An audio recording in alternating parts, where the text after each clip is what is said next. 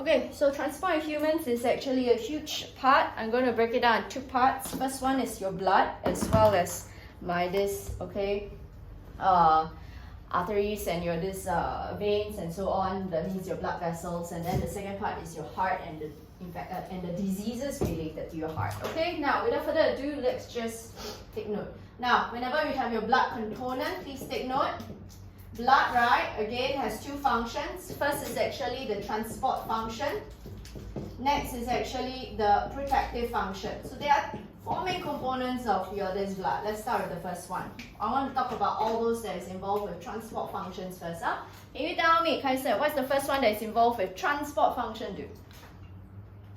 Transport function. That is related. What's the component of blood? Hello? What cells are present in your blood? Yes, you have more glucose to your brain, so you must be able to tell me. So again, first one is actually your red blood cell. Quick sit. So again, red blood cell is the first one. Let's go through your red blood cell here, class. Now, your red blood cells, I want to point out. Number one, red blood cells, right, has four main properties. Okay, let's go through. 1, 2, 3, 4. First one, can you tell me what's the first component of your red blood cell? Yuki, do you actually have the notes? You bring the transport in humans, dear. Go to find. But anyway, so what's the first component?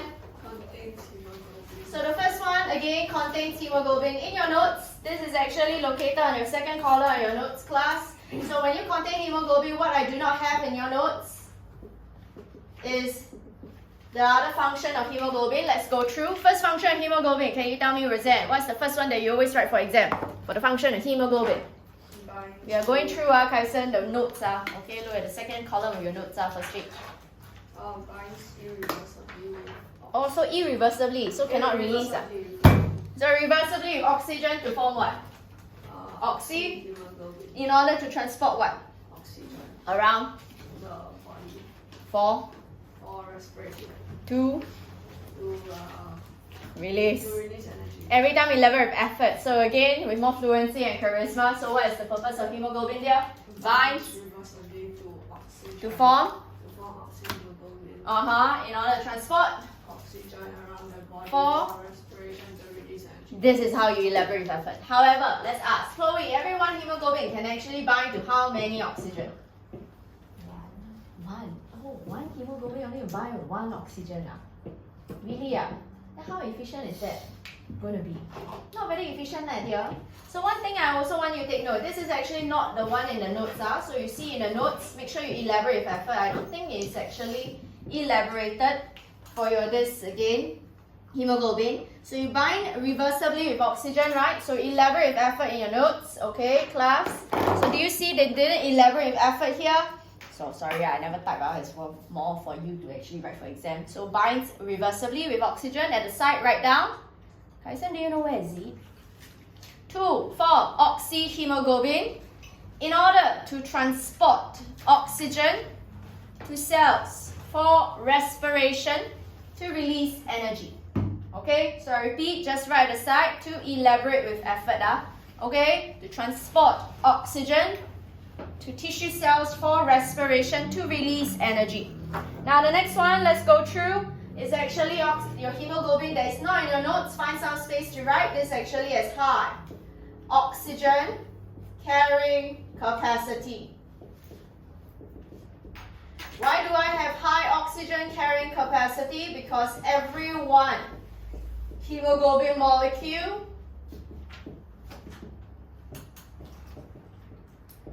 can bind to 4 oxygen molecules. So I just want to point out, so write this in your notes. So again, oops, sorry, backwards. You can, oops, why did I draw here? Not bad. So again, every one hemoglobin can actually bind to up to 4 oxygen molecules. This one can occur where? In your alveoli, right? Where gaseous exchange occurs. Alright, and then take note, so I repeat, this is actually in the alveoli where gaseous exchange occurs. This one on the other hand is actually near your tissue cells. Alright, so take note so you can go forward as well as backward. Next one, what's the next property? Can you tell me, Yuki? For your hemoglobin there, hemoglobin?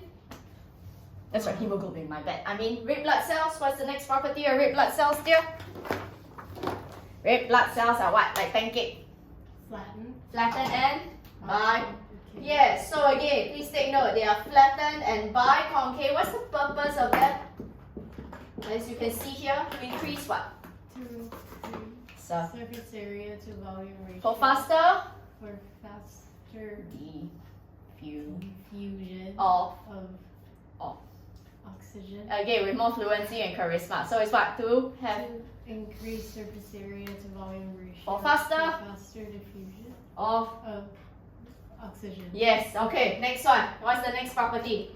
Oi, absence of, my axiom. No nucleus, okay? So there are no nucleus and organelles. What's the purpose of having no nucleus and organelles there? More space.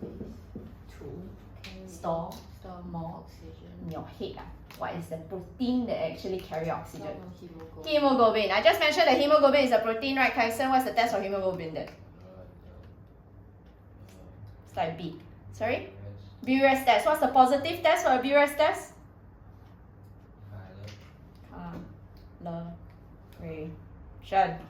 Violet coloration. Understand? Next one. Can you now tell me another property of your this red blood cells? Red blood cells are hello is what? Flat. And then can become what? Bell shape. So what's the purpose of becoming bell shape? So flexible, or you write elastic. I also can accept if you write elastic and then can become bell shape. Why? Continue. Because to squeeze through of, yes, class, with more fluency and charisma. So let's try again. First one, can you tell me? My ask here. What's the first property besides the hemoglobin that you mentioned? With high oxygen carrying capacity. No, I say the properties of red blood cell. That I write in red, they are all properties. Understand? So again, my eyes here. So can you tell me what's the first property of red blood cell? Flatten and biconcave. Why? To increase Surface area volume ratio. for For faster faster diffusion of oxygen. oxygen. Okay, next one is what? Lack of nucleus and organelle. Why? Why must have lack of nucleus and organelles? To store more hemoglobin. To store more hemoglobin. Next one, what's another property of red blood cells? Contains hemoglobin. Why? To bind, To bind reversibly With? oxygen. to form To form oxy. oxyhemoglobin. In order to transport Transport oxygen. to where? To where? Parts of the body. Cells for what? For what process? Rest. Respiration. In order to, Release energy. yes, very good. Next one. Can you tell me another thing that why you need to have hemoglobin? It has high. Yes, last one. What's the last property of red blood cells? So again, it has don't stop there. Huh? Flexible and biconcave your head. Flexible and can become what shape? Ding dong. Bell shape. Let her pass through, please. So flexible and can become bell shape. What's the purpose of that? Multitask, dude. In order to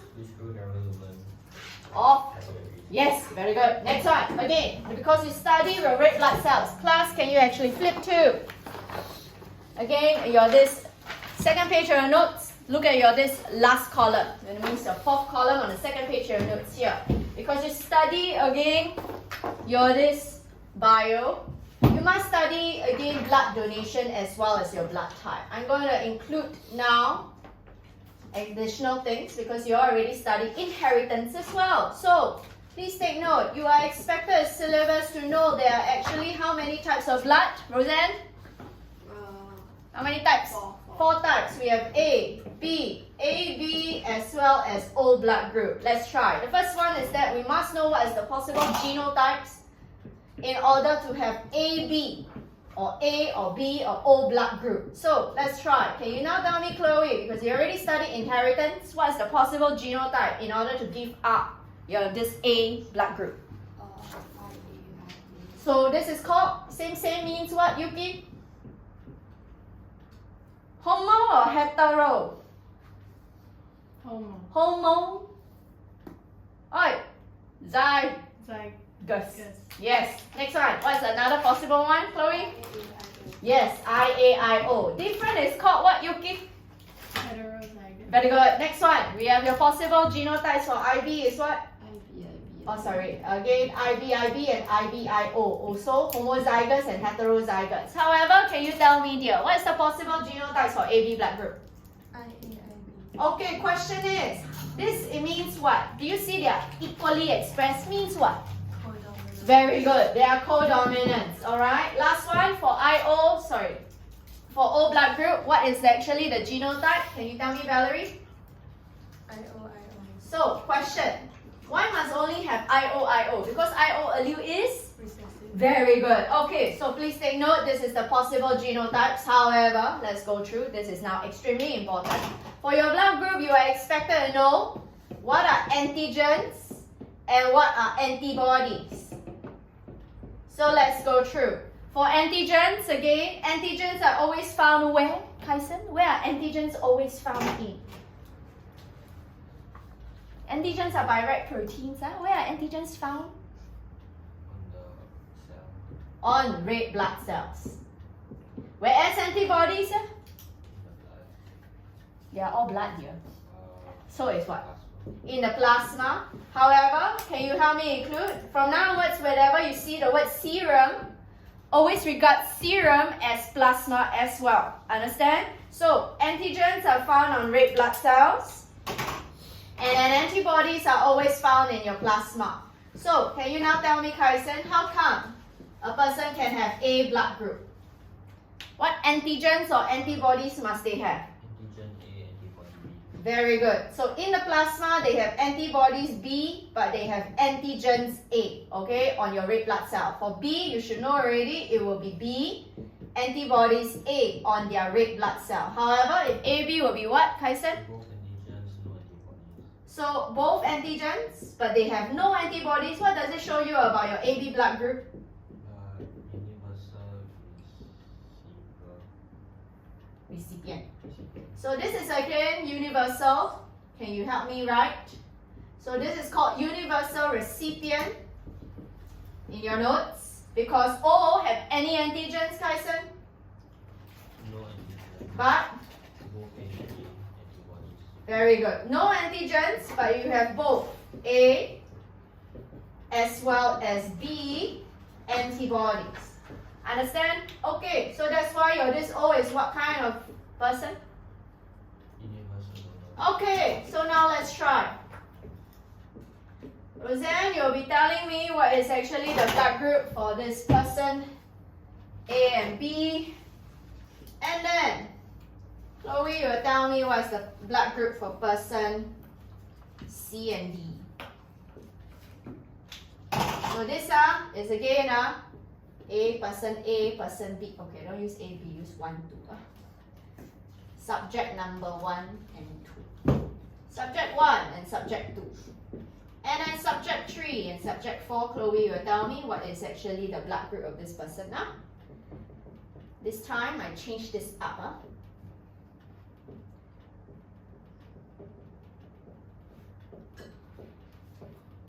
Okay. Here.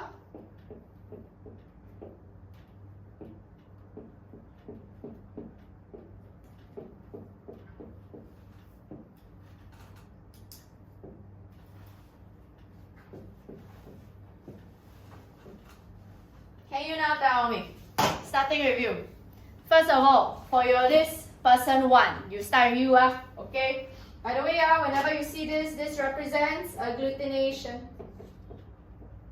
Agglutination means what, Yuki? What's another word for agglutination if you cannot remember? Start with C. Clumping. Thing. That's all. That's called clumping, you understand? Okay? You know what clumping means, right? Okay, come. Enough time to think. What is person's 1 blood group? You can write in your notes if you want. Okay, you got sticky pad on the table. So, what is person's 1 blood group, dear? You will tell me whether they are correct, whether Roseanne is correct. And you will tell me whether your friend is correct. Come, I'll just write down first. We will discuss later. Wait, what's the first? Got dot dot dot, no dot. Oh, wait, wait. Anti-serum A, anti-serum B. Wait, blood group Blood group A. A. So she say this is person is blood group A. Agree? Wait, agree?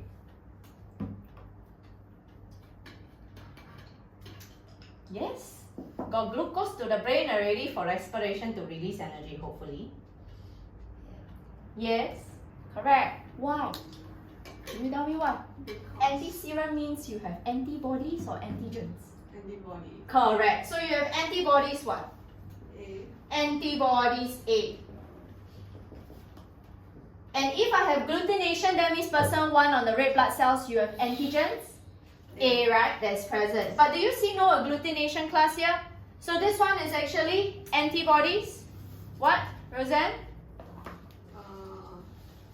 B present? Antigens B, is it present? No. Next one, you tell me person number 3. Wait, sorry, 4. What's the blood group of person 4 first? Yes? A. O. Blood group O. Agree? Don't agree. Your friend is wrong. Now, let me explain. So, you will tell me, anti-serum A means antibodies A is present, right? Inside, right? So, you are trying to place the person's blood into a agar plate that contains anti-serum A, which means you contain antibodies A. Was there any agglutination? If no agglutination, do you think you have antigens A on this red blood cell of person 4? Person 4 got any antigens A? If no agglutination? No. You understand? And then you have any agglutination for anti-serum B. Anti-serum B means antibodies what? You have antibodies? B. Antibodies B. So, but there was no agglutination, right? Agree? That means you got antibodies B as well or not? Don't have. So this is actually blood group O. Understand? This person is blood group A, so you have A antibody. So straight away, can you now tell me, Chloe, this person, number 3, is blood group? B. Blood group B. So you have B antibody antigens on your red blood cell. So this is blood group B. So Roseanne, obviously this is what? Person 2?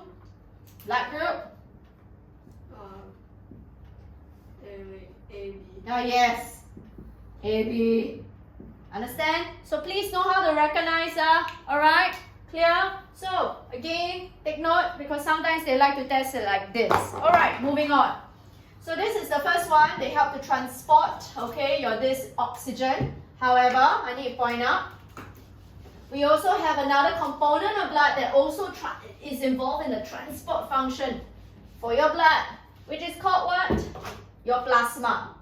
So again, I'm doing the transport first.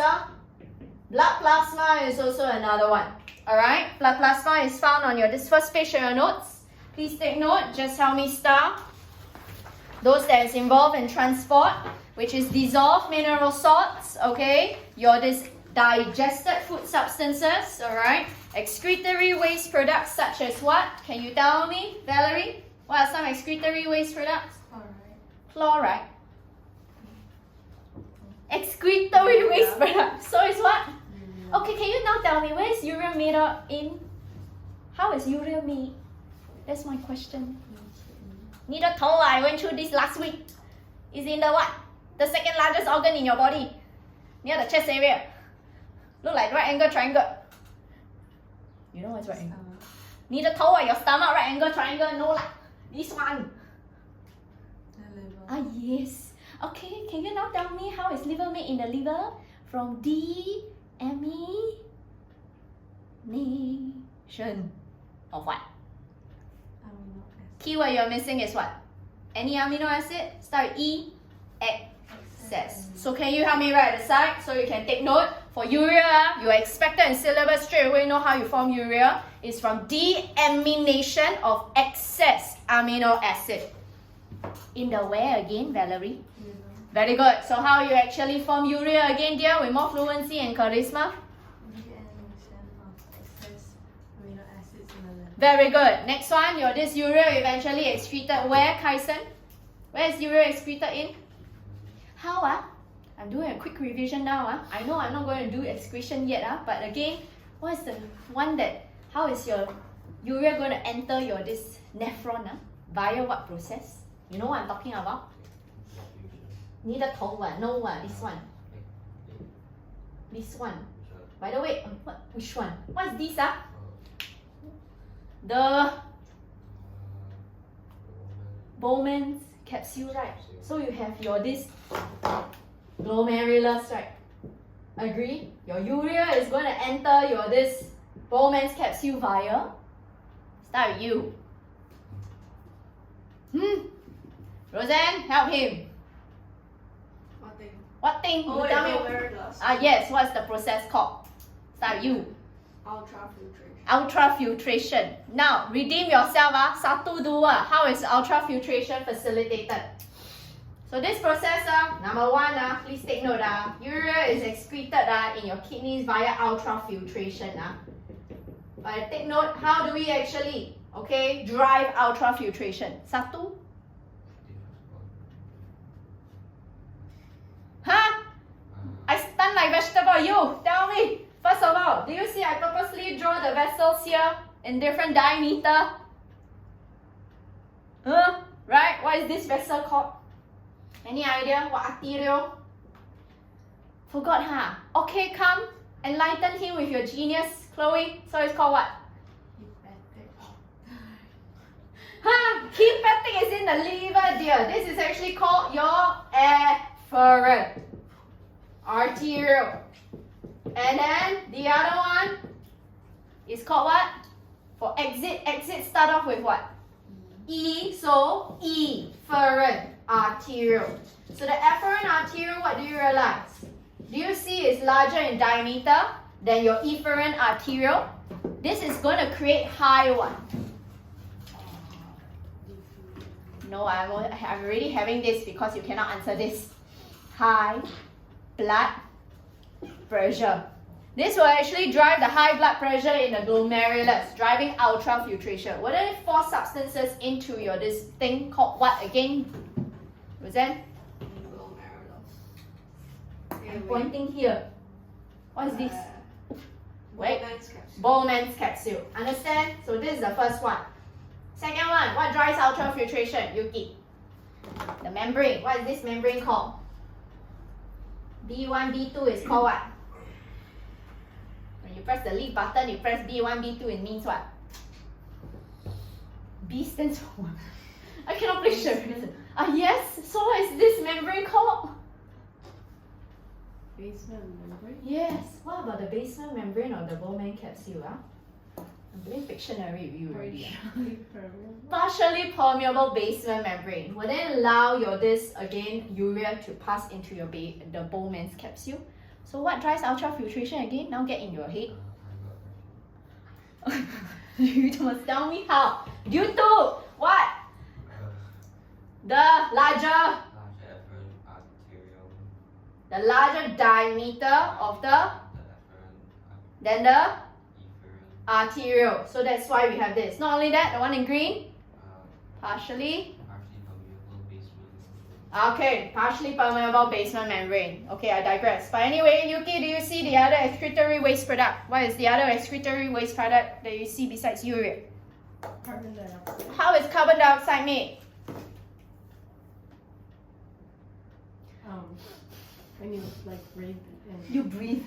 Or Breathe out, breathe out. tissue respiration or what? How is carbon dioxide made? Tissue respiration, right? Can you specify which particular tissue respiration? Because we have two types. Aerobic or anaerobic? Anaerobic. Your head? Aerobic. Yes, of course. Because not anaerobic, so it's aerobic. Can you write at the side? Okay, produce from aerobic respiration. You are expected in syllabus how to know how the excretory waste products are formed. So my question is, are feces excretory waste products? Are feces considered excretory waste products? No. Please take note. No. Okay. Feces are not considered excretory waste products because excretory waste products must undergo metabolic processes like what? Deamination of? Excess amino acid. Or like for example, what kind of respiration? To produce your carbon dioxide and urea. You understand? Is bile an excretory waste product? No. Okay, so take note. Okay, anyway, moving on. So this is actually a plasma. So star, your this dissolved mineral salts, digested food substance, excretory waste products, and hormones. Some of the hormones we learned, suggest one, Kaisen? Yeah, and this suggests one. You mean you don't even know one? Yes, dear. If you eat too much sweet, you can also have this disease called what? So why? By the way, let me know, Roseanne, if he eat too much sweet, okay, excessively every day, what kind of diabetes will he have? So it's what? Oi, I just said the word. What's the disease? So it's due to why? By the way, what type of diabetes would that be? 2. Type 2. So what's type 2 diabetes about? Can you secrete sufficient insulin? No, but liver cells are no longer. Get ready, 1, 2, I want to talk 2 for the effect of insulin. Oi, your liver cells are no longer. Can you produce sufficient insulin? Can. That's type 1. If you cannot produce sufficient insulin, it's called type 1. But type 2 means your liver cells are no longer responsive to insulin. You understand? Okay, so take note. Alright, okay, what's the effect of insulin? When is insulin secreted, by the way? So they have time to think. Blood glucose concentration is higher than normal. Secreted by the long ass name.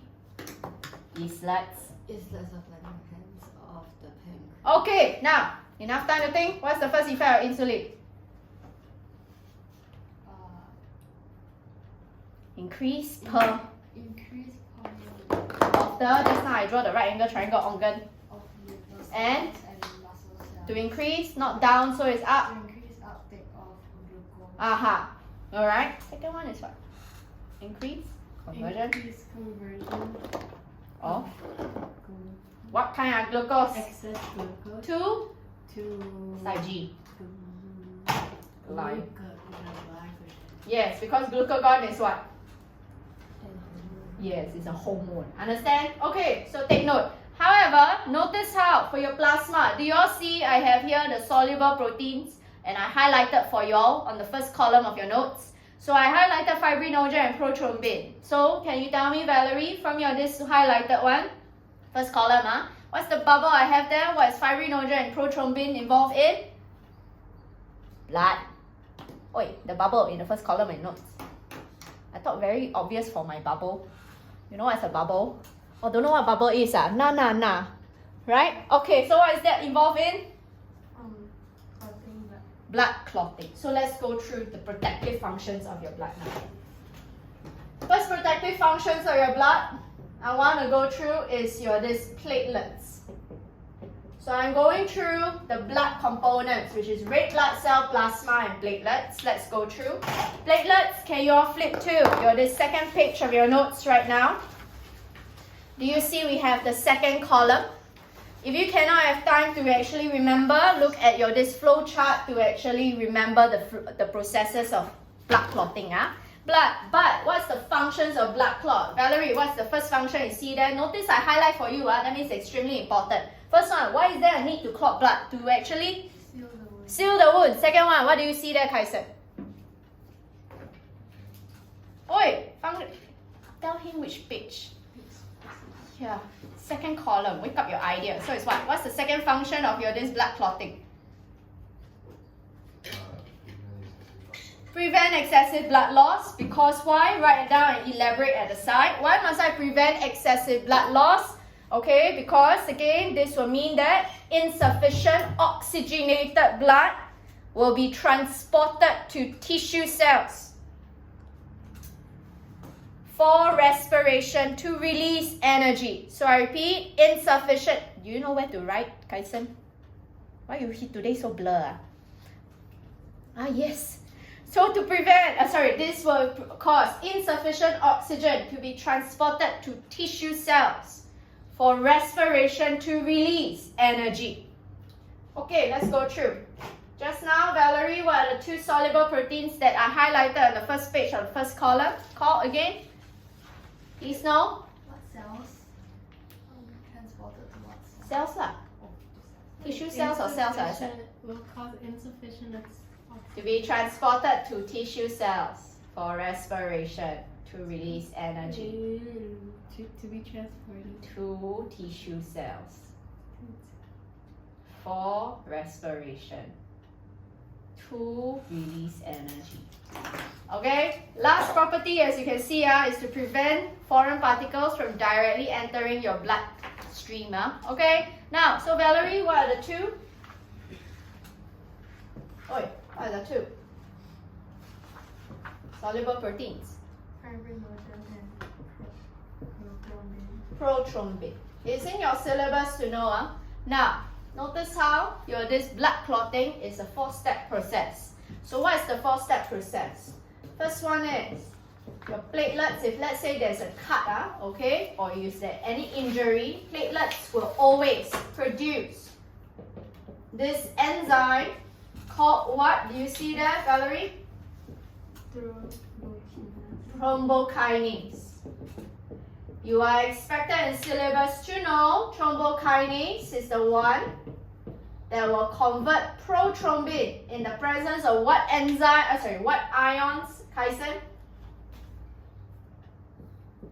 Presence of what ions you see in the flow chart? Don't be so blur. My flow chart is purple, dear. Calcium ions. That's why you will be converted to thrombin. Thrombin, please take note, is actually an enzyme. Okay? Active thrombin, what do you see there, Roseanne? You will actually convert Soluble fibrinogen. into? Insoluble fibrinogen. No, I will not accept. Please write this word called meshwork. Now what meshwork means is like almost like a wire gauze. Okay? So you are forming a meshwork of insoluble fibrin threads. So, what's the purpose of actually forming this meshwork of insoluble fibrin threads, Chloe? Is actually to? Entangle blood cells. Yes, like what? RBC. Which is your red blood cell. Okay, so again, your red blood cell will get entangled and trapped here. That's why usually your blood clots or any of your wound, right, after healing always appears red. Understand? So take note, this is actually blood clot. Let's go through one round so you actually understand. First one, what's the reason for undergoing blood clotting? First one is to, what's the function of blood? Seal the wound. Second function of your blood clot? Prevent direct entry Of foreign particles or bacteria into? the bloodstream. Very good. What's the last purpose of your blood clotting? To prevent? Excessive blood loss. Very good. Count. Ready? Carson? 1, 2, 3, 4. What is the first step? Oh, my eyes here. What's the first step for this blood clot? First of all, let's say you have a wound. Okay, you accidentally cut yourself, right? So what happens? Your platelets will produce what? Thrombokinase. Next one. What does thrombokinase do? Convert Prothrombin. into? Thrombin. In? In the presence of calcium. Very good. Must write presence of calcium ions, if not you will be penalized. Next one. Can you now? Is what? It will this thrombin will actually convert soluble into of Insoluble fibrin thread. so that will actually Entangle blood cells. very good. Understand? So take note about this. Clear? Okay. So this is actually your platelets involved in protective function. But we also have another one involved in protective function called your white blood cells. Now, I want my students to recognize 2 types of white blood cells. So let's go through. The 2 types of white blood cells is looking at this nucleus here. Okay, can you now tell me, Zitian? In this case, notice how we have this particular white blood cell. What is this white blood cell known as, dear? This is actually known as your phagocytes. Class, this is also found in your first and your second page of your notes.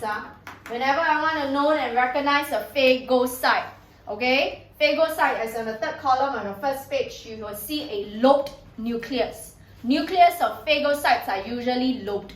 Understand? Whereas this is called what, Zitian? Lymphocyte. Lymphocytes are white blood cells without lobed nucleus. Their nucleus are more circular or spherical in shape. Okay, so this is actually lymphocyte and phagocyte. Do they have the same function? No. Phagocytes by the name undergo what kind of process? Phagocytosis. What is always the phrase to describe phagocytosis? Dear, please take note. This is actually you will highlight on your this second page of your notes, third column. Highlight this phrase, which is called engulf and digest foreign particles. I repeat, phagocytes or phagocytosis engulf and digest foreign particles.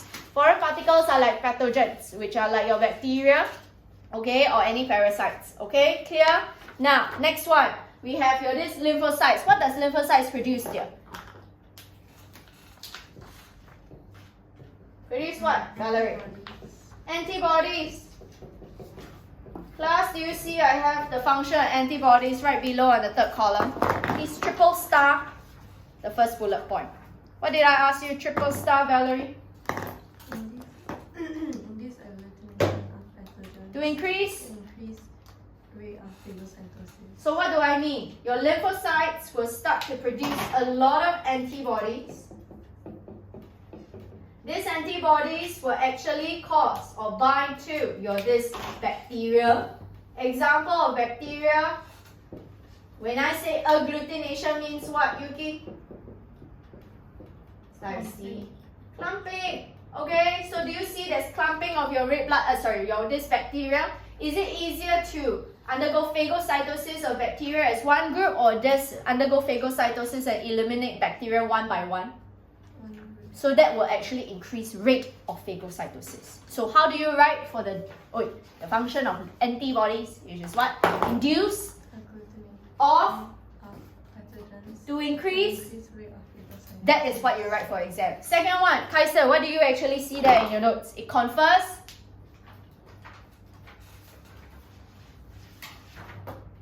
Confers immunity by remaining Yes, so that is the second function of antibodies. Why? Because again, it doesn't mean all the antibodies that's produced by lymphocytes will directly bind and cause agglutination of your pathogens.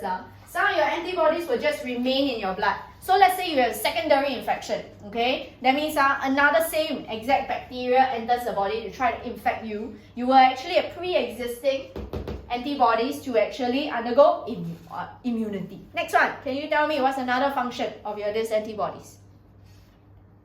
Act as antitoxins. Yes. Which neutralize Toxins toxins released by by. pathogens. Very good. Next one is what? Breakdown of cell membrane. Breakdown of cell membrane of bacteria causing cell. Very good, because it's via osmosis. Clear? So remember, let's go through one round what we just went through. So your components of blood are made of four things. 1, 2, 3, 4. Name me the four components of blood. First one, Red blood cell, second one, white blood cell, third one, plasma, and fourth one, platelets. Can you tell me what are the two components of blood involved in protective function? Platelets And we just went through. White blood cell. Platelets are involved in what? blood clot Blood clotting. 1, 2, 3, 4. What's the purpose of blood clotting? to prevent Oh. the Yes. entry of foreign particles Into. and bacteria into the bloodstream. Next one, 2. prevent excessive blood loss. You all don't say your point. Name me another point besides that. So it's what? 2. Seal. Seal the wound. Yes. Next one. Name me besides that. Cannot remember. Only can remember for 2. Prevent what? Like for example, do you want any microorganisms entering your blood? Prevent foreign Particles from directly entering bloodstream. Understand? Next one is what? 2. seal the wound. Seal the wound. Can you tell me the process? 1, 2, 3, 4. First one. What is actually the process for blood clotting? Damaged platelets. Don't write damaged platelets. Platelets where got damage. Hello. Damaged tissues and Don't write damaged tissues. Cancel the word damaged tissues. Class, what did I write on the board? Do that. platelets, Produce produce thrombokinase. thrombokinase. Oh, my eyes here. but what do we Cancel damaged tissues only. So you just write platelets. Okay? Then, my eyes here. So, what else after that? go from the Is converted to thrombin by in the presence of calcium ion. by. What is the first step? What did they produce? Platelet. Homokinase. So what again? Prothrombin is converted to Thrombin, by thrombokinase, in the presence of calcium ion. Kaiser. What's the next one? After that,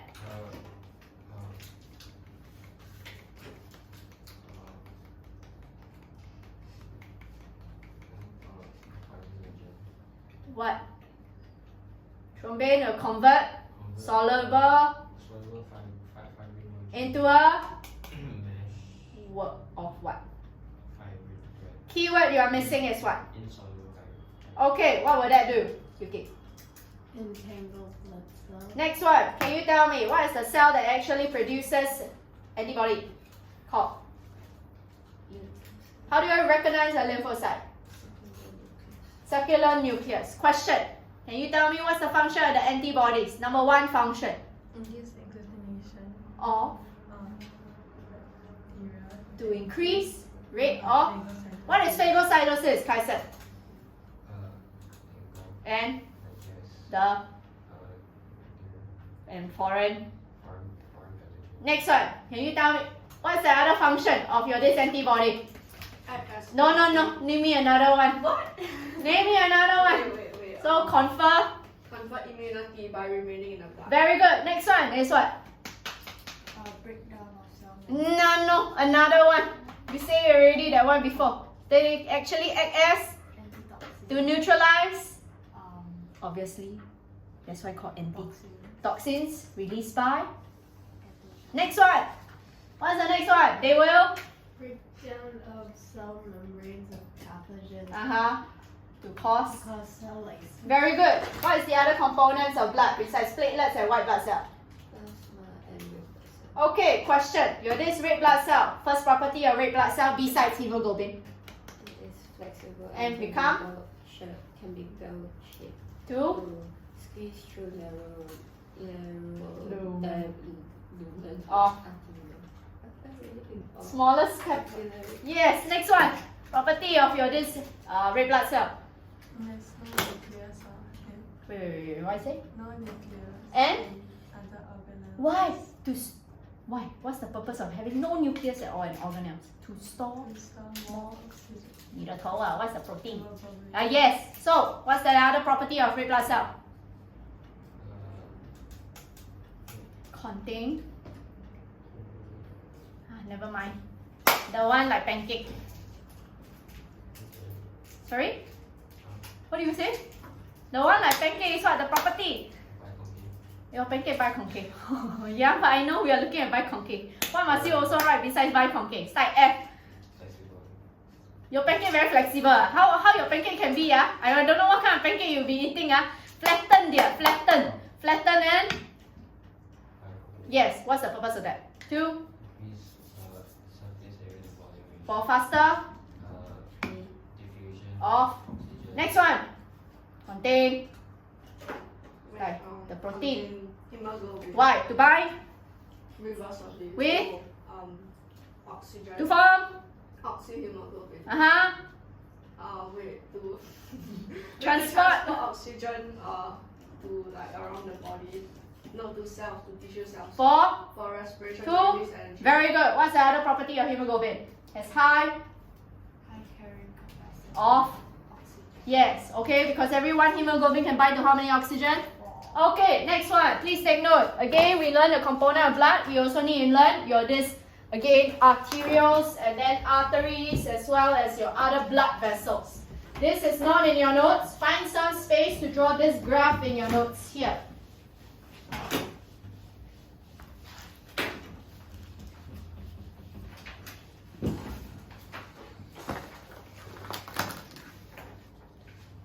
You are expected to know your blood pressure. Okay? Going from the first artery out of your heart. The first artery that transports blood out of your heart is called what, Yuki? To the rest of the body, the largest artery of your body. Aorta. Aorta. Very good. I better write it. So we always start off from your aorta, which is the largest artery. Aorta can branch out into arteries and then branch out further into arterioles. Please take note, arterioles are small artery. This arteriole can actually branch out to form capillaries. Each capillary eventually can convene to become a venule and eventually a vein. Please take note, a venule is a small vein. Alright? So when you have your blood pressure is always highest in your aorta. Notice how blood pressure will look something like that. Okay?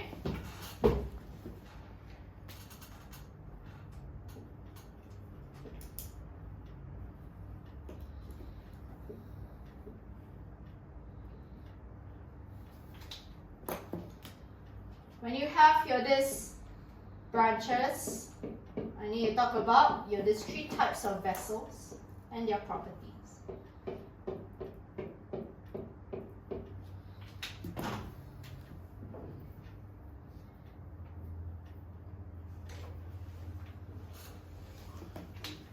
Okay, so hopefully you know this is actually your artery that can branch out into smaller arterioles.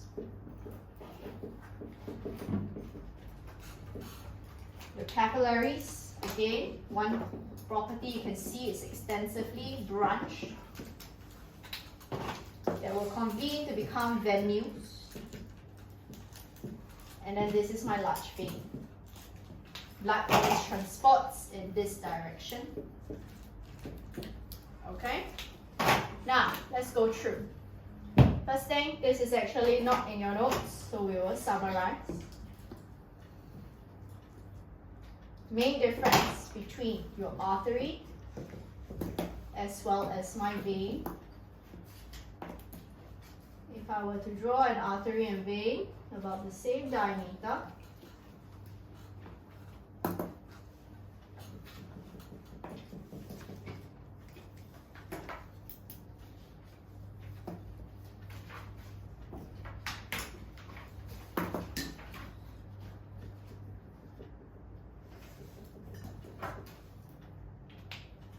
first of all, we need to know what's the definition of an artery and a vein. Can you now tell me, Kaisen, what's the main definition of an artery?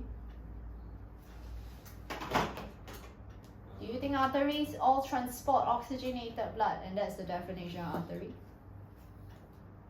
No, so it's what? Vessels leading away from They are actually vessels that transport blood away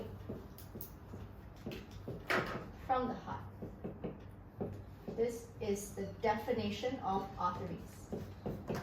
Whereas veins, they actually transport blood towards the heart.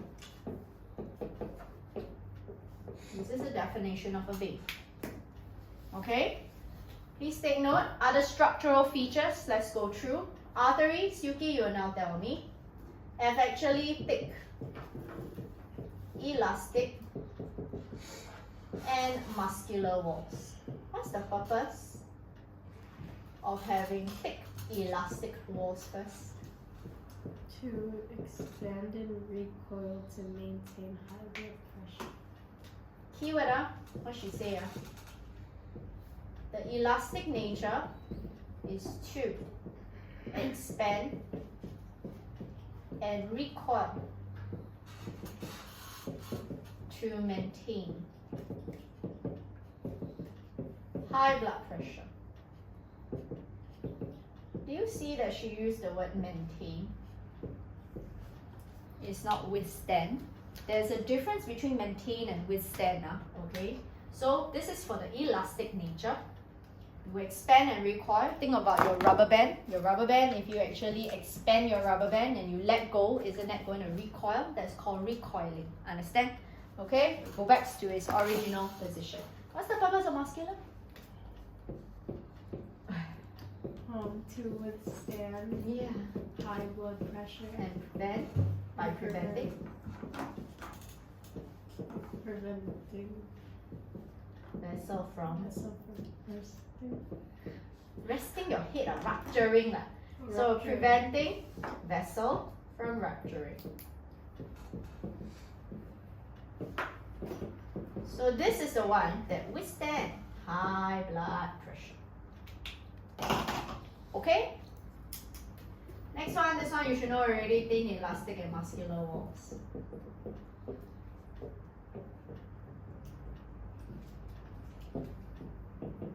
So since I'm talking about this, I'm going to erase this part, the diagram, you all should know. Since I'm talking about this part, let's discuss. Later, critical, wait, you know what, I'll go through first, then later we discuss a critical thinking question. You two will help me, Okay, anyway, moving on. Let me go through, finish this, since there are so many more. One more property, structural properties, is that this one has presence of valves. What's the purpose of valves? Can you tell me, Kaisen? To Prevent prevent of. blood. Okay, just to point out, if those people do not know valves, notice on this column of your notes, okay? Valves, right, again, can only open in one direction. They are like a swinging door, okay, that only can swing in one direction. So in other words, in order for valves to open, make sure the door, that means the one behind the valve, must be of higher pressure so you can push the door open, the valves open. However, notice how if the pressure in front of the valves is actually higher, the door will not open, okay, because it only open in one direction, so it actually closes the valves, okay? However, Kaisen, can you tell me, do you think all arteries have absence of valves? Yes. Except for what? There is actually two arteries that have one valve at the start. Any idea? Don't know? At your heart, yes, and one more? How? Pulmonary artery. Yes. Because we have the semilunar valves at the heart. I don't know whether I written down the old notes, okay? So you have to make sure you have it. Okay, next one. We also have other properties, which is 1, 2, 3. The again structure. This actually has a small lumen. Wait, miss, are valves like a muscle? No, valves are like just, how to say, tissue. Okay, that we have here. This is large lumen. Roseanne, what's the purpose of having a large lumen for veins?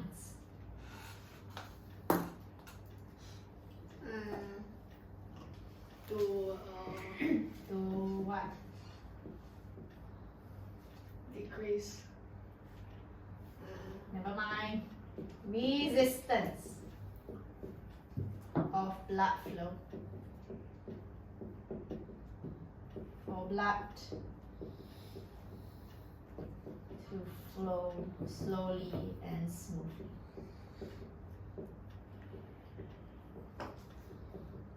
Okay? I don't have space, so I'll just erase the top.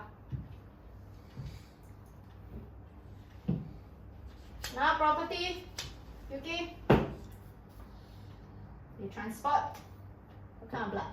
Oh, oxygenated blood. Except for,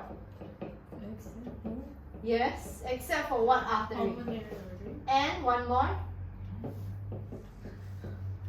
So, except for pulmonary artery, write down umbilical artery. Because you all will be learning reproduction in humans. Except for pulmonary artery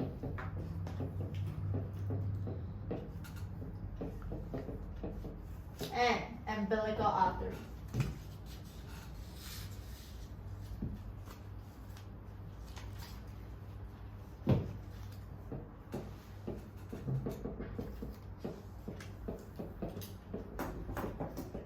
Whereas this one transport deoxygenated blood except for what you give Pulmonary vein. and Umbilical vein. very good. Except for pulmonary vein and umbilical vein.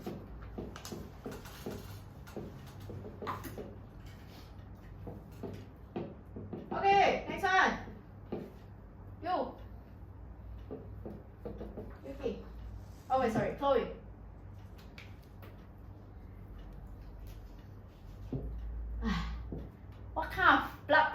do you think the blood will be flowing through the artery? Will be. Artery will be high. Okay, blood pressure in artery is high. Why? So blood flow will be, how is it like? Fast or slow? Fast. Yes, and tuk tuk tuk is what? Continuously pump blood. Then this one don't pump blood ah? I mean in spurts. That means it mimics the beating of the heart. That's why I say up down, right? So you say fast and in spurts. Whereas here, blood pressure is low. So blood flow is slow and smooth. Understand? So these are all the properties. So again, we are talking about your high, low blood pressure. Okay, thinking question. We have a artery and a vein, same diameter. I'll sketch it up.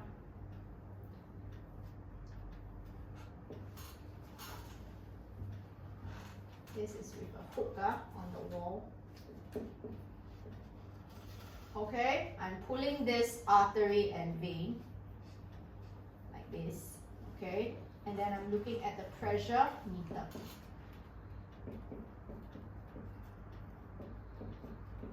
All right.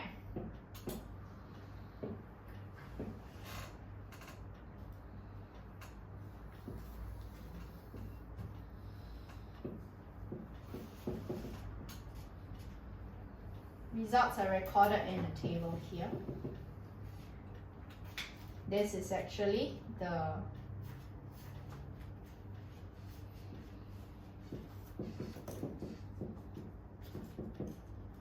this is going to be I forgot my question I said. What did I say?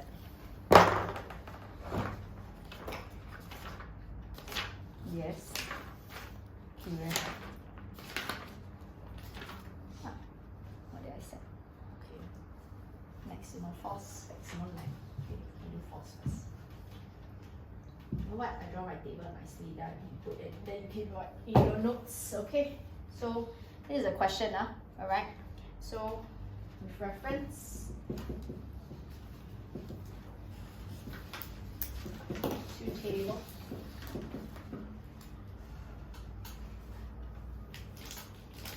Account for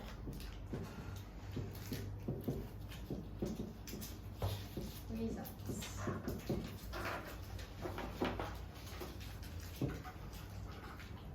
This is your table.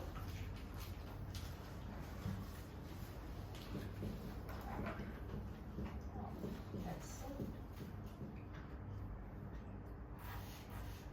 maximum force.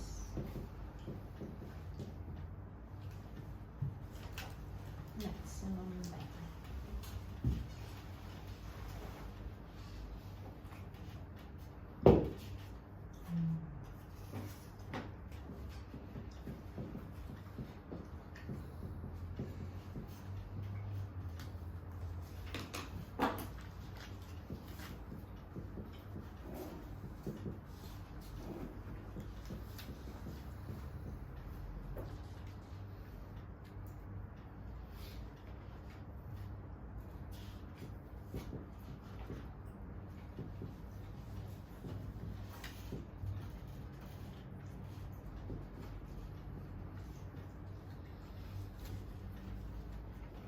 So we have two types of vessel. One is your artery, one is your vein. So I'm gonna go through first. I'll give a value. Let's say we start at artery, you just tell me higher or lower.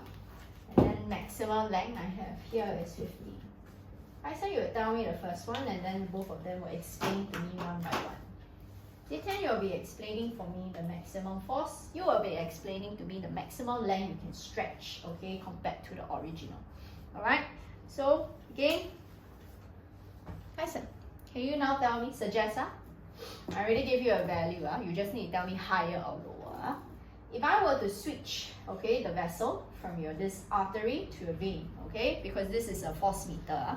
So this, again, force meter is to measure, again, your maximal force. I can stretch the vessel against a wall. So this is my wall. Okay?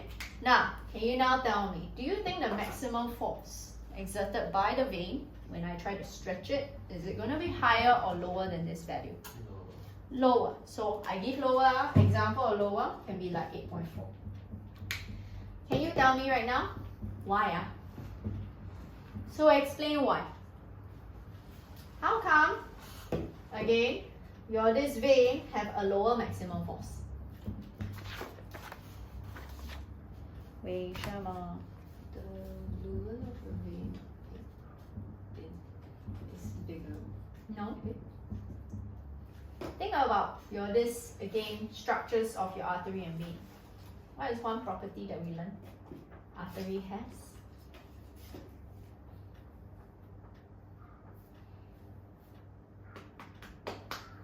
Muscular. Thick what? Thick muscular wall. When you have thick muscular walls versus a thinner muscular walls, I try to stretch, right? Remember, muscular is for what purpose? Withstand hunger. To prevent and prevent. So from rupture. Okay, so isn't that the maximum force? Do it count for that? So I want to point out, you can write at the side, okay, is that this one, your arteries have thick elastic and muscular walls. Alright? To withstand higher pressure, I repeat. So why your arteries have a higher maximum force here? At the side, you can just make a marking to understand why. Because arteries have thick, muscular walls, have thicker muscular walls, okay? To withstand higher pressure. So that's why you can actually withstand a higher maximum force at 12.7. While veins have what? Thinner muscular walls. So because they are only able to withstand a lower pressure at 8.4. So I repeat, if you want to count why, I'll let you all draw first. I'll let you draw. Then I explain. So this is critical thinking for you to think about this. Later, Kaisen, you tell me whether this value will be larger or lower in percentage.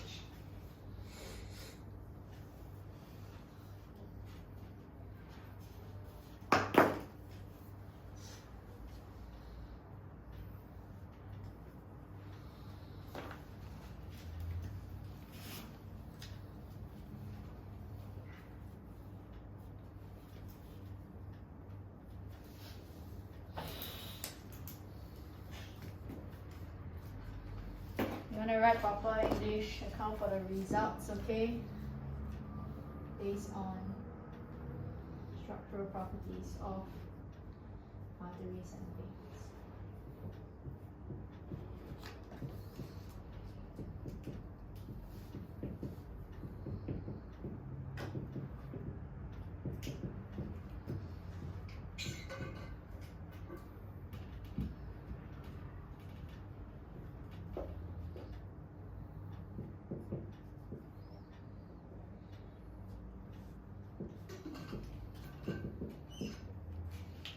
Okay, Kaisen, whenever you're ready, just tell me, is it going to be a higher or lower number? No. Lower? Wrong. Answer is that the value will actually be higher. Example, 25. The question is, why? Valerie, whenever you tell already, let me know. So, later I'll let you all write the step by step. We just discuss first. Valerie, how come he say that now, not he say, how come I say that the maximum length of the vessel, okay, the vessel for this vein, it means I can stretch your veins even further. That's another lumen. Larger lumen? Do you think lumen size is actually related to stretching? Because it's thin. Thin what? Yes, thinner what? Thinner wall. What kind of wall? Muscular wall. But then it will be the same Elastic. as elastic nature. Let me give you an example. Okay, class. Imagine you have 10 rubber bands and you only have one rubber band. Which one you can stretch more? The one rubber band, right? The 10 rubber bands is more difficult to stretch, right? Agree? So having a thicker elastic walls, the ability to stretch is actually lesser. You all understand now? So there's a different nature. So can you write ready? Whenever you're ready, write down the reasoning. Write down as 2 bullet points here. The first one is to account for the maximum force. Ready? I repeat again. So you can say arteries have a thicker muscular wall. I repeat, arteries have a thicker muscular wall to withstand a higher pressure at 12.7 kPa. To withstand a higher pressure at 12.7 kPa. While veins have a thinner muscular wall. While veins have a thinner muscular wall that withstand a lower pressure at 8.4 kPa. That withstand a lower pressure at 8.4 kPa.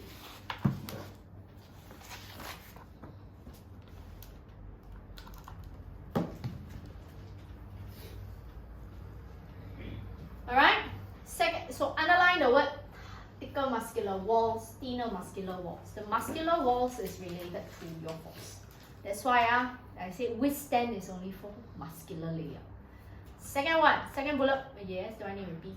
No need. Oh, okay. Second bullet point is your arteries have a thicker elastic layer. Second bullet point, I repeat, arteries have a thicker elastic layer.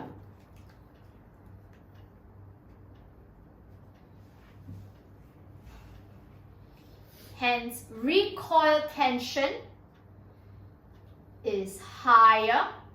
Hence, recoil tension is higher.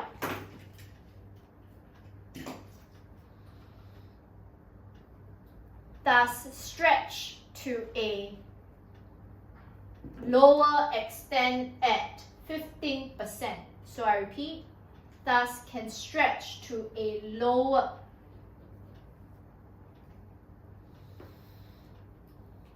extent at 15%. This is just arbitrary values. I'm just trying to count. Yes, where are you? Apple from the top, Okay. Arteries have a thicker elastic walls. I repeat, have thicker elastic walls. Hence, recoil tension is higher. Hence, recoil tension is higher.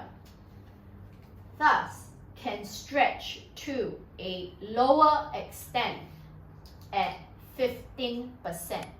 Hence, can stretch to a lower extent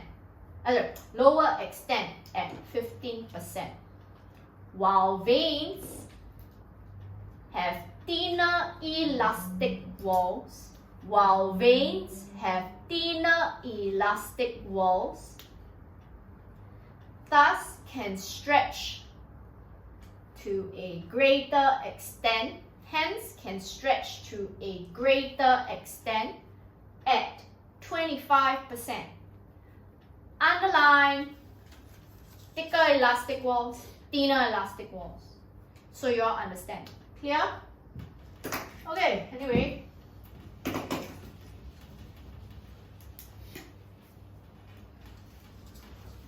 Last property. Capillaries.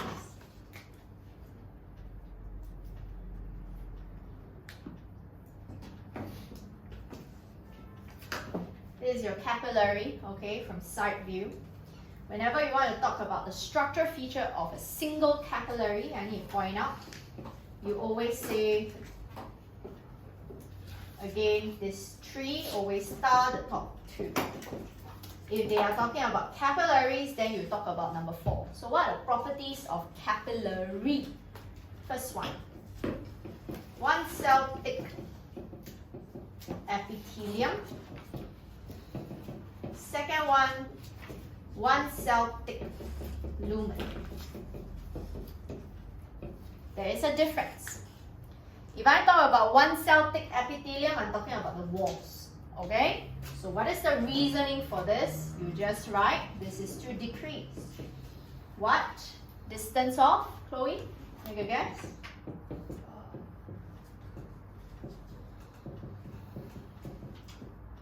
Diffusion. No shit, I already write. So for faster, X. What is happening at the capillaries? Well, let's say this is your capillary, right? And surrounding is your tissue, right? Cells. So what is happening at the capillaries? Diffusion of, Exchange of substances, right? yeah, Like for example, what can we exchange? nutrients, And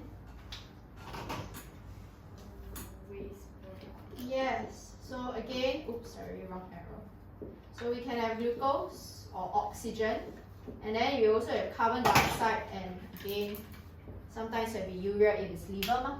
Agree? So for faster exchange of substances.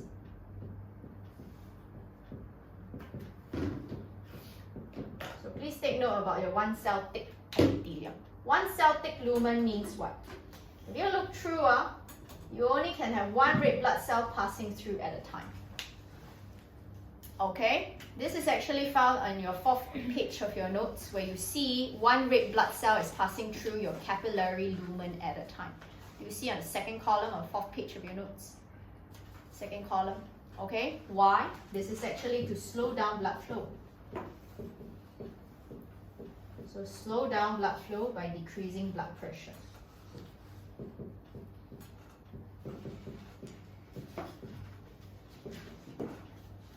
That's why you can see decreasing blood pressure. Why? For more efficient exchange. You think about this, you want diffusion, right? You want blood flow to flow in a very rapid manner, then will the exchange or diffusion be efficient? No what? Agree? So that's why you want one cell thick lumen. Clear? Now, another one, not very important, but it's also a property. You realize the epithelial layer, they are small pores.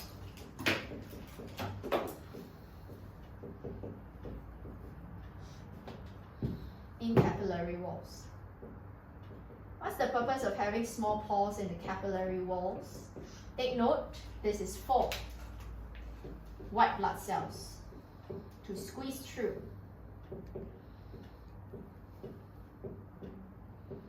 To fight infections and disease. So Yuki, can you tell me what are the 4 components of blood again? Red blood cells, white blood cells, platelets, and plasma. Okay, so what can actually pass through your capillary now? Can plasma pass through? Yes, no. Not really. Do you know why? She said plasma cannot pass through. She is correct. Why? I just want to point out. Here, inside is called plasma. But do you see as you move through, in between these tissue cells and your capillaries, this is called tissue fluid. There's a difference between tissue fluid and plasma. What is one difference, Yuki? Because what is one substance in plasma that cannot pass through the capillary? It is on the 1st page of your notes. You can go and see 1st column. What are some things that cannot pass through your capillary? That's why you cannot call it your plasma. 1st page, 1st column, at the bottom. Hormones? And soluble Protein. Yes, do you know why soluble proteins cannot? Proteins are Big. yes, so cannot pass through the partially permeable capillary wall. Understand? What else that actually can? But isn't it soluble? Isn't it soluble? But again, they are proteins. They're still large. Okay? So take note. It's like we don't say if I partially permeable, then means your soluble sucrose can pass through. Also cannot pass through the Bisking tubing, right? Agree? So take note. Okay. What else do we also have? Can your red blood cells pass through? Yuki? No. No, if not your internal bleeding. Can white blood cells pass through? No. Yes. Yes. What did I just written? And then last one is your platelets. Your platelets also cannot pass through. Understand? Last one, we always write this for property of capillaries.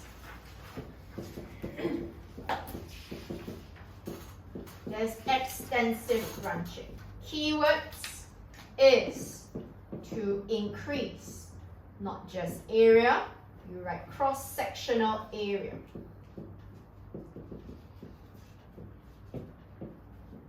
To decrease blood pressure for more efficient exchange.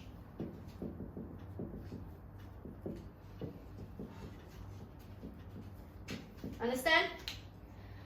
Okay, come. Let's look at the worksheet. I'm only going to do respective questions. By the way, who needs me to mark, please hand up the worksheet, the assignment paper. Okay. Okay, but anyway, you see the worksheet class. Same thing, I want each of you to do your respective questions so we can take note. Valerie and Roseanne and Yuki, you'll be doing question 2. The rest of you, do you see question 3? You'll be doing question 3 for me. Once you're done, let me mark. So I repeat, please do question 2 and 3 respectively. Why are red blood cells bigger than white blood cells? They're all cells, about the same size. Then how come? But yeah, again, the red blood cell is not as flexible as the white blood cell. White blood cell can still squeeze through, but red blood cells cannot. Wait, red blood cells are flexible, right? But they are again not as flexible as white blood cell lah. Like, do you see there's such thing as contortionists, okay, in the circus, but do I look like I'm also human, but do I look like I can contort myself? Cannot lah. They are more flexible than me. That's the idea. Wait, what question are you? Question 2. Okay.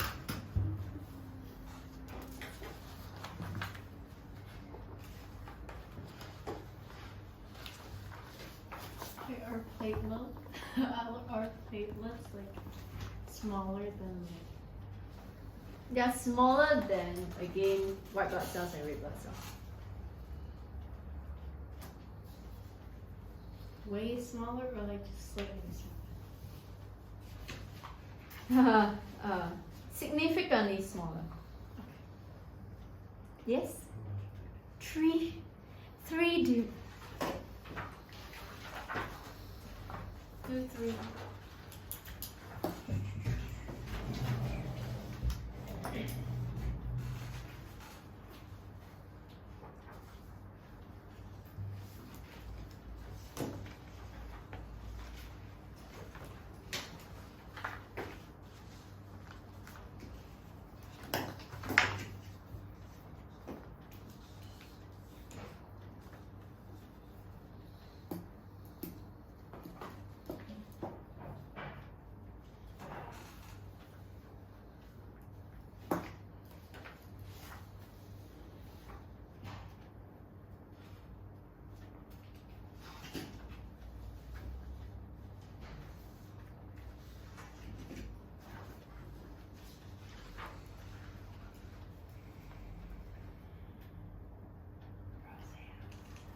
Go for 2A, A, Z.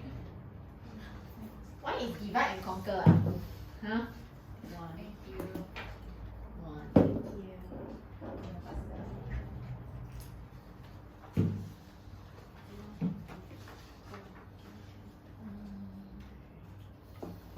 Oh, okay. Oh, okay. Thank you.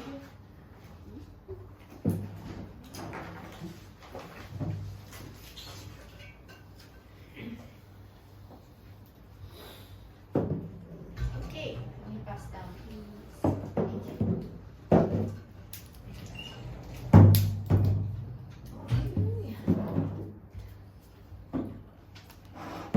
Thank you. You don't have? Can you pass to her, please? There's extra. Oh, extra. Oh, then give me.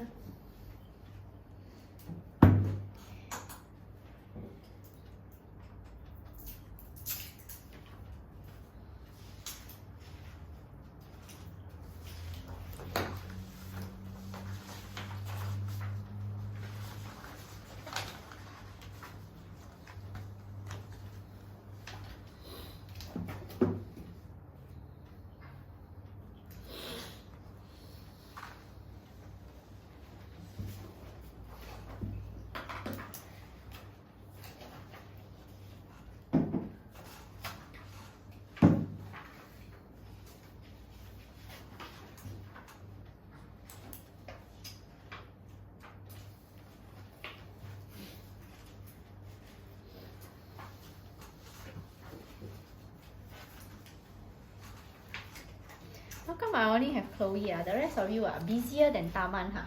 Cannot complete. Yes, I still have school. Oh, still school. Huh?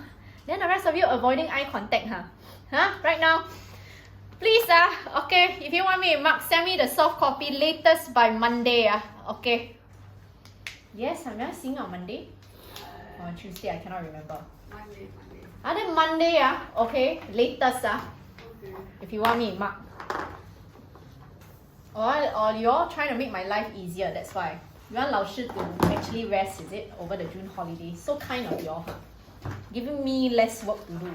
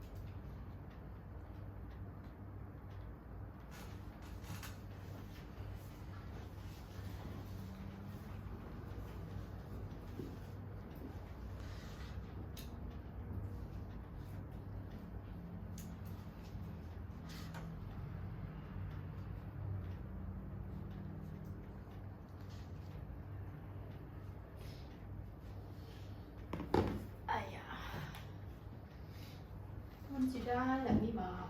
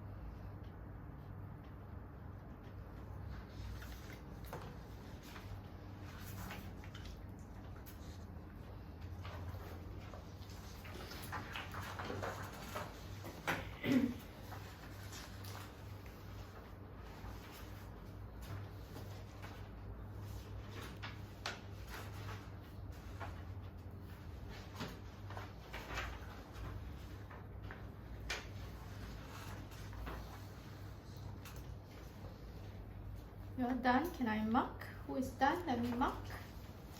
Let's quickly go through the basics. Thank you.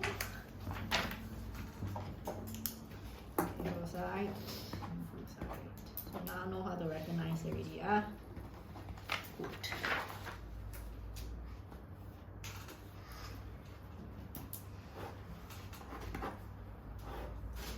Very good. Never ever lose marks for this because it's very straightforward. Okay, please do the other question while waiting.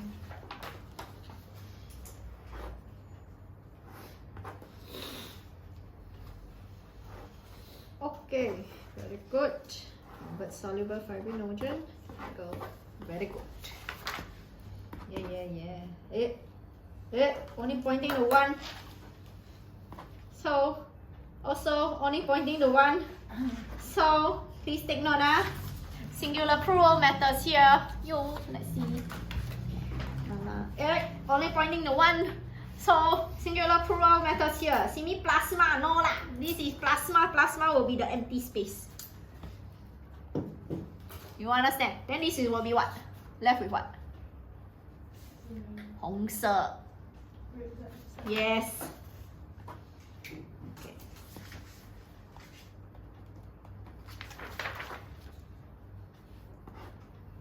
Oh, how do they produce thrombokinase? I draw the flowchart. You saw the flowchart in the purple. Platelets. Must mention. I never mention how to give you mark. Convert prothrombin into thrombin in the presence of calcium. Very good. Sorry, this is underline, not cancer. Catalyzed conversion of soluble fibrinogen to a much more insoluble fibrinogen thread. Your head hello? Fibrinogen thread or fibrin thread? Yeah, wrong thing how to give you mark. And then this will entangle blood what? Wait, why you are all halfway Blood what? Yeah, okay. That means it's your red blood cell. So you can say entangle red blood cells. I only can give you one. Understand? Please make sure you have all this. The rest of you, when you're done, can I mark, please? I still need to do heart.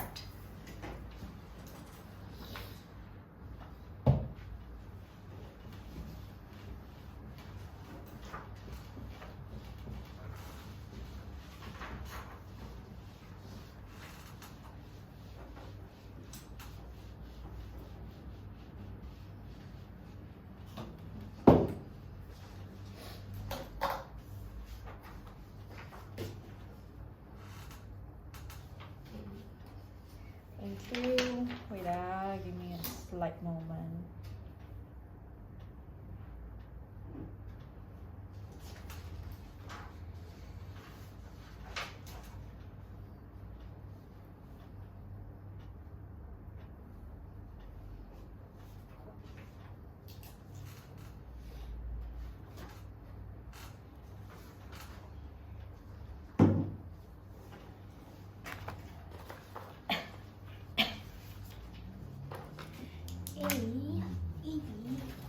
Let's see. Salah dear. I don't know why not A. I just went through with you You have clumping with your serum in blood group A. Serum is always what? Like plasma, right? What is in the serum? Antigen or? Yeah. Hello. So if you have antibodies A, then you have clumping. Do you have antigens A? Yes. Then you know how to clump. You understand? The other one.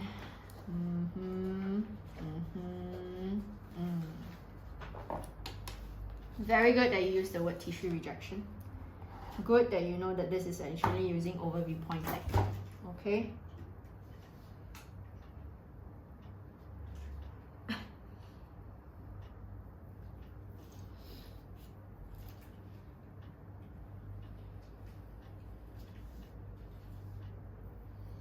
Antibodies of O will recognize it and induces agglutination of O. You mean O agglutinate itself? Or agglutinate the red blood cell of AB recipient, donor. Yeah. So your angmo, please take note, good that you write agglutination, but you write the wrong terms for the last one. I will give you 1 marks here. Please take note that you always tell me what are the antigens found on the donor red blood cell, what are the antibodies found on the recipient. Please take note, when you donate blood, what do you usually donate, class? Red blood cells. Understand? You do not donate plasma, you do not donate the other white blood cells or platelets. You only donate red blood cells. Okay? Oh, sorry. Is clumping a good thing? No. For agglutination, for tissue rejection, it's not. But for agglutination by this antibodies of pathogen, yes, it is. So it really depends. Who else? You done? Okay.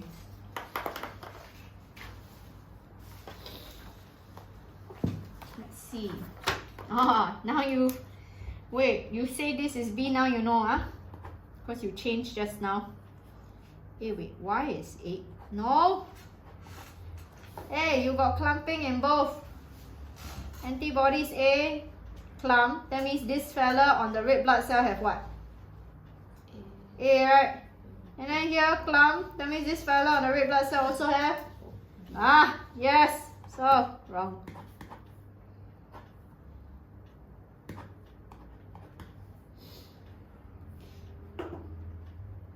Agglutination occurs. Dale blood group.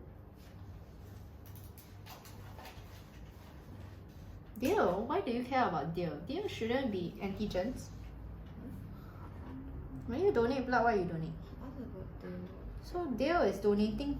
Dale, I know, but they are saying that Dale is donor. When you donate blood, what you donate? Red blood cell. What present only a red blood cell? Antigen or antibody? antigen? Yeah, why do I care about antibody? Right? So this one, O blood group has no antibody. We've got both. Yeah. Please say no to drugs. Don't be high. Okay? No. So no. Kaisan waiting for you.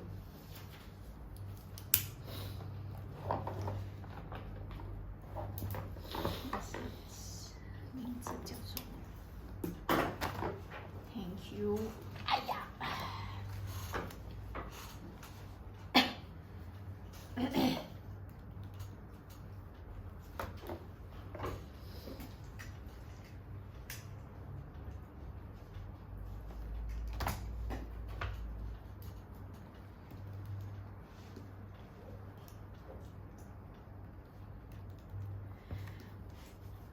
Okay.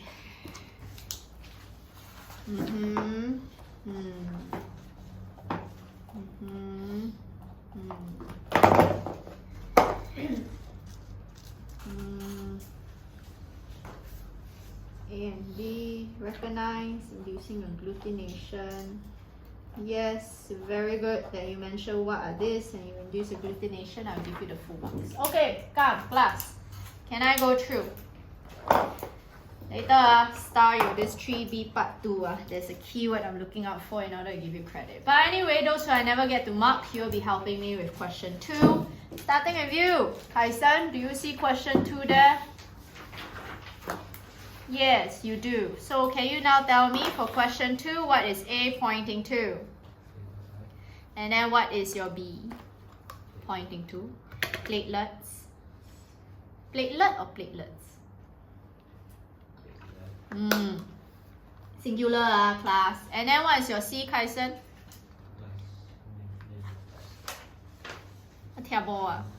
What you say? Upper ini. Hello. Lymphocyte. Okay. Is it plural or singular? Singular. Yes. Next one, your D. Last component of blood. Yes, next one. Again, you see blood clot, right? Star your this part B. Never ever lose marks for part B. First one. Tell me, what's the first step, Chloe? When there is a wound. Platelets. Produce what? Quick thrombokinase, which will convert. What you looking at? You should look out for the brain. So it's what? Look, convert prothrombin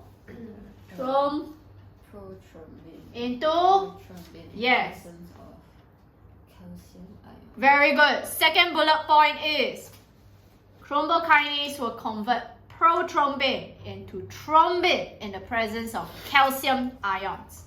Next one will be what, Chloe? You will convert soluble into very good insoluble fibrin traps, which will Entangle blood. yes. So which will entangle blood cells, forming a clot. Understand? Clear? Okay, come. Let's go through. Now, next one. For those who never do your this or let me mark for 3, you'll be helping me with this. First one, Valerie. Do you see I have serum from blood group A? Serum is almost like what component of blood that I mentioned? It's like P. Plasma. Inside the plasma, do you have antigens or antibodies? Antibodies. So if I have, again, plasma of blood group A, what kind of antibodies I have? Correct. Write down in your this serum of blood group A, you have antibodies B. So likewise, serum of blood group B, you have antibodies A. Okay? So it means that I'm actually adding the blood of X, Y, Z into antibodies B and A respectively. Now, I have glutination of your X in blood group A, right?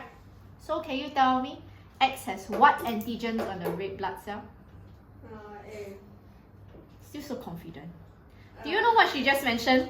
About, do you know why? Antibodies B ma? Okay, so again, you can take note, you can draw on X. X has B antibodies. Does X have A antibodies? Does X have A antigens? Yes. No one, there's no clumping. Class, do you see serum of blood group B means you have antibodies A? Hello, serum means what? And plasma. Plasma always contain antibodies or antigens? Antibody. Antibodies what in blood group B? Uh, If your blood group B, what kind of antibodies? A. A. So in other words, got agglutination or not? Don't have, right? That means is there antigens B? Antigens A. Don't have. Don't have. So you only have antigens B. So again, what is X blood group? You know what's going on, Roseanne? Yes. Oh, so what is X blood group? A. 我的天 face palm moment. Can you tell me what is the correct answer for X, person X? B. Hello, you already say got antigens B on the red blood cell. Why is it A? Do you understand what's going on or don't understand? I see you're a visual person. This is X, Here you have agglutination. Here no agglutination. This one you have antibodies B, right? If you are blood group A. If you have antibodies B, you have agglutination. That means this fella on the red blood cell, do you have B antigens? Yes. Yes. Then again, you are again B blood group because you see in antibodies A no agglutination. Understand? Okay, next one. Tell me, Y is person what? Y has what blood group? AB. AB blood group. Very good. Next one. Your this Z has what blood group? O. Z. O. Oh, correct. Very good. Next one. Alex is what? What do you say, Alex? O. A. Alex is A. Very good. How about your this Bill? Yuki? You tell me what is Bill? A. Very good. How about your this Kane? Roseanne? B. B. And then last one. Do you see they have here? AB. AB. Very good. Next one. Explain what happens when Dale attempts to donate blood. Class, when you donate blood, Kaisen, what do you usually donate? Antibodies or red blood cells? Red blood cells. Understand? What are always present in red blood cells, Kaisen? Antigen. So again, please take note. Whenever you want to describe, okay, donation, whether you reject or not, first one is, you always must tell me the donor is donating red blood cells that contain what antigens. I repeat, always tell me the donor donating red blood cells containing what antigens. Tell me the recipient has what antibodies. This will always give you your first mark. Second one, always mention, okay, that your, again, what do you call that? Whether will there be agglutination or not. If there's agglutination, the process is called what, Valerie? Start with T. Tissue rejection. Very good. So you need to also have tissue rejection. This is the overview point, right? Technique. First sentence, can you all write now? Is that there will be tissue rejection since there is agglutination of red blood cells. Underline tissue rejection, underline agglutination. Second bullet point Agglutination. of red blood cells. Second bullet point. Tell me what antigens and what antibodies are present. Dale donated his red blood cell that contained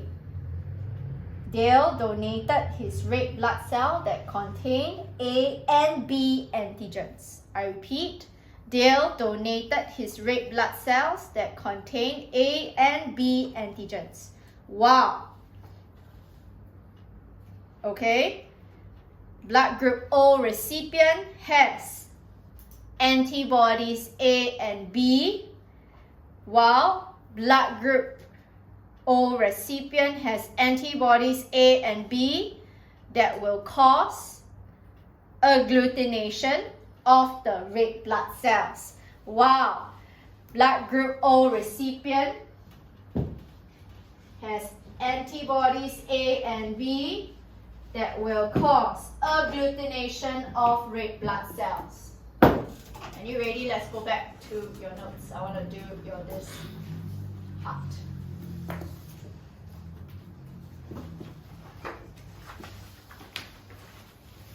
It has antibodies A and B causing agglutination. Of red blood cells. Okay, come, let's go through. There are a few things I just want to point out for this chapter. Yes. Wait, how does agglutination take place? Because we have red blood cells, we have blood group A. Sorry, A antigens. Imagine I have A antibodies. Can you recognize the A antigen? So imagine all these antibodies, they will start to agglutinate with all the, because not just one, we have multiple A antigens. Then imagine antibodies actually look something like this. Let me just showcase. This is how antibodies look like. 2 antigen binding sites. So imagine I have other red blood cells. You see agglutination will occur. You're clumping all the red blood cells. So antigen A and antibody A kind of stick together. Yellow A, B, B. Okay? Okay, but anyway, let's talk about this. Okay, now, anyway, this is actually your heart. Your heart, you need to take note the structures of your heart, so let's go through. Structure of the heart is made up of 4 chambers. 4 chambers are, take note, everything here is known as your right side of your heart, everything here is known as your left side of heart, because it's always like that. This is my right, this is my left. Understand? Now, here we have 4 chambers. Please take note the upper chambers are always called your atrium. Lower chambers are called your ventricle. So this is my right atrium, right ventricle, and then left atrium, left ventricle. Okay? Now, the next thing we need to take note of is your vessels that transport this blood through your heart. They are always going from your rest of the body, alright, and then your lungs here. These are the 2 main parts, alright? So let's talk about this. First one is, your right side is always transporting deoxygenated blood. What is the vessel that will transport, Roseanne? That will transport blood to the right atrium? Ventricle. Wow. Vena cava. Yes. Vena cava. Vena cava is transported towards your rest of body. If you look at your notes, okay, you will have the superior vena cava and inferior vena cava. Why are you drawing down there? Okay, you're not that artistic, then just follow. So again, take note. For your vena cava, superior is anything from above this heart region. That means from your brain, neck, eyes, etc. Transport to your heart. And also from the rest of the body, anything below your heart region is your inferior vena cava. Now, then you will bypass this vessel, these valves here. Yuki, you will tell me whether she is right. What is this valves known as? Can you tell me, Chloe? That will transport blood from the right atrium into the right ventricle if the valve is open. Pulmonary valve. Oh, Yuki, correct or wrong? Pulmonary valve. The tricuspid. Yes, it's called the tricuspid valve, Chloe. So please take note. Why is it called tricuspid? Do you see here, tri means three. You have three flaps, okay? You will realize on the right hand side it's called what, Yuki? Bicuspid. Now, how will I remember? Bi means two. Your tricuspid valve and bicuspid valve, I want to point out, are the largest valve of your body because they are not opening through these vessels, they are opening through chambers of your heart. Understand? Now, please take note, since I already add valves, there are other two valves located here. If you cannot remember the name, they are called semilunar valves, but particularly this valve is called your pulmonary valve. Why, Zitian? Why called pulmonary? Because this is called aortic valve. So why? Apa ini why? So when you actually transport blood from your right ventricle out through your pulmonary valve, you are transporting to what vessel? Pulmonary. Away from the heart is called? Away from the heart is? Yes. So do you see I purposely write in blue? Because your pulmonary artery is transporting deoxygenated blood to your lungs. For what process can you tell me? Zitian? Gaseous exchange. Where does gaseous exchange occur in the lungs? Yes. 你的头啊 start with A 了 alveoli. Here before alveoli, okay? And then gaseous exchange will happen here. Carbon dioxide removed from your body. Oxygen will be, this blood will be reoxygenated. So that's why we transport back. Question, Tyson? Before it enters into your left atrium, what is the vessel that will transport blood towards the left atrium of your heart? Pulmonary vein. Yes. That's why we say, and then you notice how I write in red, because the pulmonary vein transport oxygenated blood. And then again, through this bicuspid valve into your left ventricle, out through your aortic valve, I'll just draw here, into your aorta. After that, aorta will transport blood towards the rest of the body for tissue respiration. You are expected to learn every single part that I just draw on the board. Now, Is the mitral valve? yes, so I want to point out, so do you all see the mitral valve in your notes? You can write as bicuspid because a lot of you'll be learning as bicuspid valve. So you make that change and marking at the side. Now also another thing I want to point out, this is important. Another structure you are expected to learn is this middle portion, whether is it between the atrium or between the ventricles, they are called your septum. Question is, they always like to test you applicational. So one generic thing is like the medical condition if you have a hole in the septum. Let's ask, if there's a hole in the septum, what kind of, symptoms will the person experience? Breathless.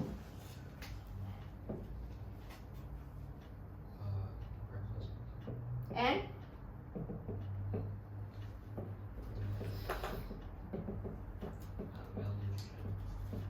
malnutrition. Nani? So when there's a hole in the septum, of this heart, person will usually feel easily, tired or fatigued and breathless.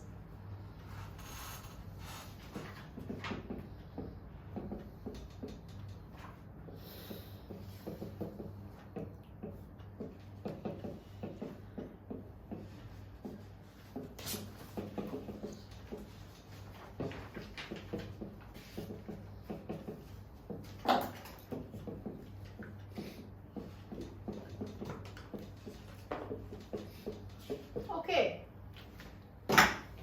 so we need to explain why easily fatigued, and easily breathless. Alright? Ready? Let's discuss. Whenever we have this thing that is easily fatigued is due to what? Think about this. Since when do you see the word fatigue? Roseanne? What chapter you see the word fatigue?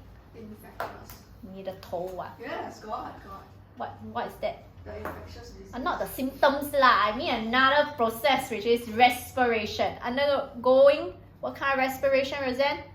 And Anaerobic respiration. Anaerobic respiration, you learn that when will you produce again? What is that substance that cause fatigue? lactic Yes. acid. Okay. Then easily breathless is because why? Because do you agree, right? Your stimulus for breathing is always trying to remove carbon dioxide. But there is mixing of oxygenated and deoxygenated blood. So I'm going to explain for two first. Why easily fatigue? I'll just write in bullet point form. So person, why is it easily fatigued? Let me just say first. Okay, because number one major factor there is actually when there is a hole in the heart, there is mixing of oxygenated and deoxygenated blood.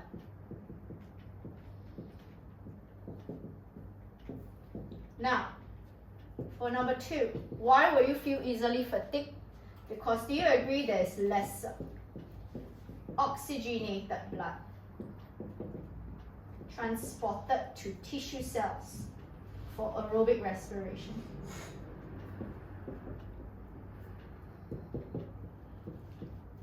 So you have higher rates of what?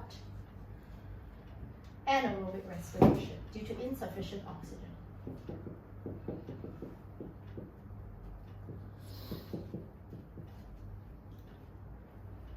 Should write in bullet point form. So that's why there's going to be higher rates of anaerobic respiration. And that's why we also have, again, higher concentration of lactic acid produced. That's why you have fatigue.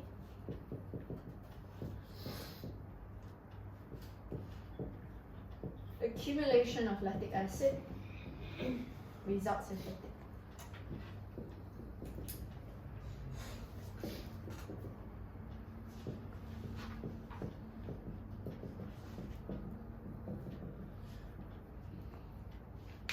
Ready? Because I want to erase, I need to do for number one. Easily breathless. So again, not only we have lesser oxygenated blood transport to tissue cells, do you agree we also have lesser deoxygenated blood to your lungs for gaseous exchange?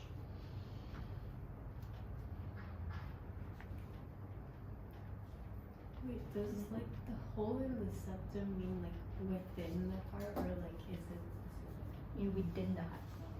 Because the septum is inside, located inside. So usually people with hole in the heart, especially for babies, they have very high mortality rate. Okay? They will just tend to die before they reach maturity. Can I erase? I want to explain one.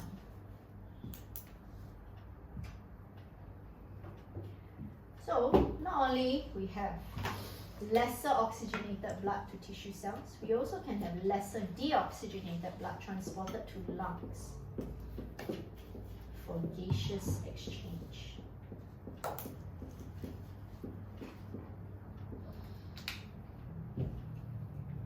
What's the stimuli for breathing class? To remove carbon dioxide due to the high concentration of carbon dioxide. So again, you will see how when this actually occurs, there is less removal of CO2 from blood.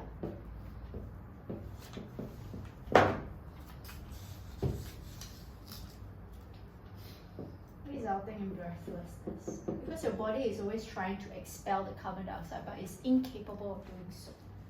Okay?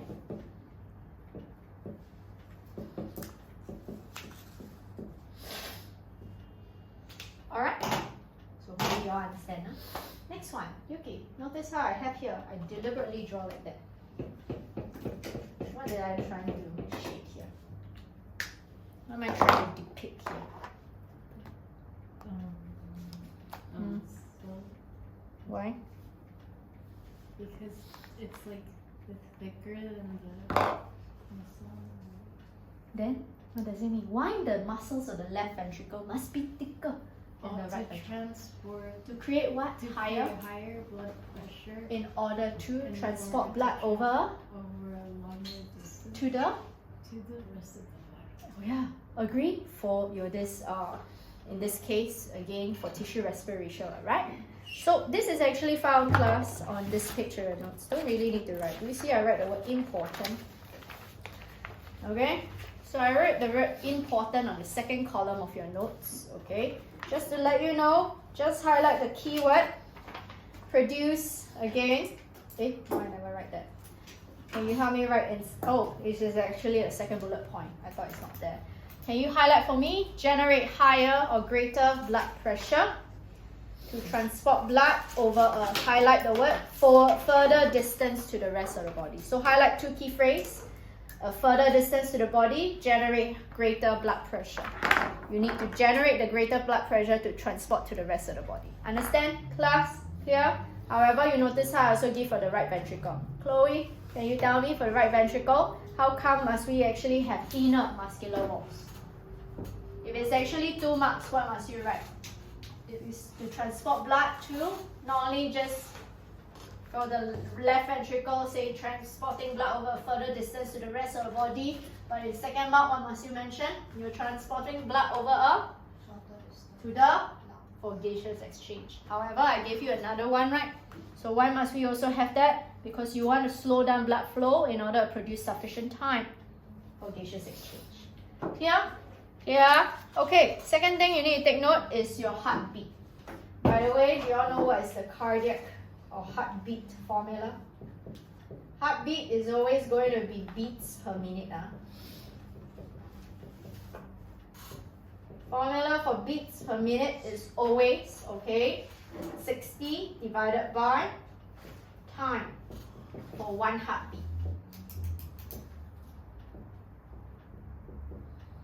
Or one cardiac cycle. Because, I'm going to erase now.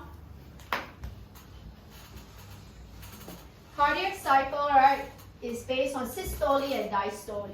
Valerie, systole is contraction or relaxation. Systole is contraction or relaxation. Yes. And then diastole. Relaxation. Okay, so whenever we have your heartbeat, a cardiac cycle always starts off with your this atrial and ventricular diastole. That means they are all in relaxed state. After that, it will move on to your atria will actually undergo systole first to pump all the blood into the ventricles. So the ventricles will still remain relaxed. After which you can see your atrial will now undergo relaxation. It is your ventricles that undergo systole. Now you are expected in syllabus to know not just your cardiac cycle, you are also expected to know, give me a moment, sorry.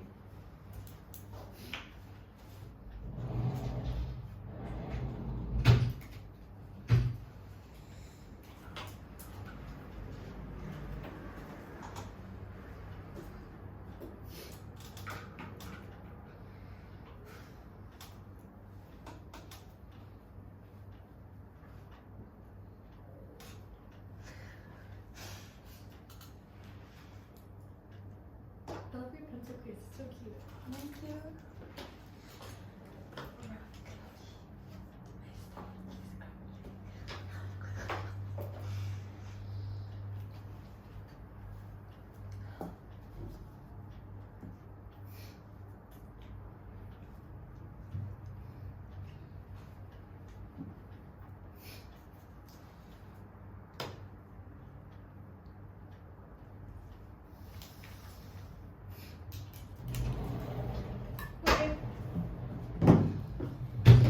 Anyway, let's continue. Sorry about that. Okay, now, so where was I?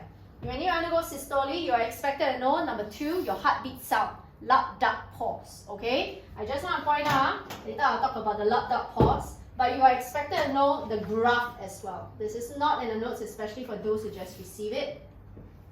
This is always your blood pressure against time. I'm only going to draw your this left side of the heart. I'll be color coded. So this one will always represent my ventricle. So this is the one for the left ventricle. Okay, notice how I'm be drawing here. This is actually my right ventricle. Oh, sorry, left atrium, my bad. And then finally, this is actually my aorta. Now you are expected to know two things from this graph. Number one, do note what is actually your ventricles.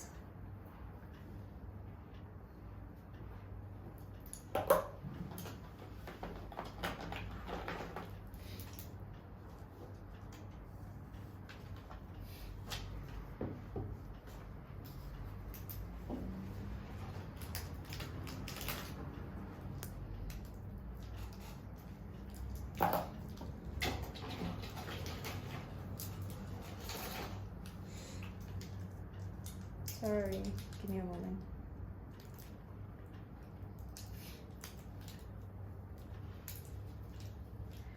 Anyway, so again, please know where is your ventricle. So first one, this here, please take note. Do you see we have the increase? Every time you see this first increase, this is always going to represent ventricular systole. The other section is actually called ventricular diastole. Then my question is, Zitian, do you see how my ventricles rise here? How come I cannot call this ventricular systole here? Don't know. This rise here doesn't represent ventricular systole. This rise here actually represents atrial systole. Then the question is, how come? Think about this, when your atrial actually undergo contraction, isn't it dumping blood into your ventricles? More blood in the ventricles, that's why there was a small surge in ventricular pressure.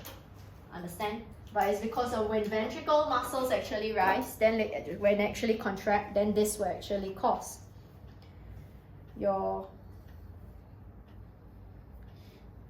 this ventricular pressure to increase. Okay? Clear?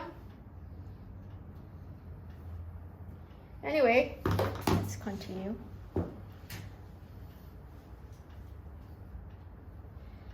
Anyway, next one. We have here, notice how two main crosses, four main intersects. Please take note, there's four intersects here. You see here, you're expected to know what happens or what does this intersection represent. Roseanne, what's this first intersection represent? Notice how this is when your ventricular pressure becomes higher than the atrial pressure. What valves will open? Yes, think. This is left. You think for me, this one. You think for me, this. You think for me, this. Yes, meditate. Meditate. Wait, the ventricular pressure is lower. Oh, clearly higher lah. What lower? This is left ventricle ma. Oh, so what? Left is always what valve? Between the atrial and the ventricle is what valve? It's the up one. What up? What are you talking? Like the on top one, you know. Oh yeah, I know. Of course I know. Then start with B. 快点. Bicuspid. Yes. Bicuspid valve open and close here. Oh, open and close. Close. 你的头啊! Open. Okay, next one. What is this? What does this represent? Intersection. You see this left ventricle now starts to be higher than the aorta aortic pressure. Between the left ventricle and the aorta is what, dear? Is what? So it's actually, no, I mean the valve. What's the valve between the left ventricle and the aorta? 你的头啊 between, you just now saw right, I went through, I draw right, between your this aorta as well as your left ventricle is your pulmonary or semilunar valves. Okay, so your semi-pulmonary, aortic or semilunar valve. So aortic valve here will open or close if your left ventricle is higher. So it's like it contracts, right? So it contracts, you will squeeze out, right? So it will be higher or lower? Higher or lower, so the ventricles will be higher, right? So will the valve open or close? Open. But I want to point out, you see they do not open simultaneously. They open at different times, okay? So when we're actually here, as you can see, only when your aortic valve is closed. Not bad. Yeah, right open. Rosetta is closed. Okay? Because your ventricular pressure becomes higher than aortic pressure. Only when your this aortic pressure becomes higher than your this ventricles, this is when the aortic valve starts to close. And then after that, please take note, when will your bicuspid valve open again? Bicuspid valve open again, okay, when your this again, left ventricular pressure becomes lower than your left atrium pressure. Okay? So take note. Now, anyway, let's go through. So do you see how, two things I want you to take note. Do you see how this is actually the time period?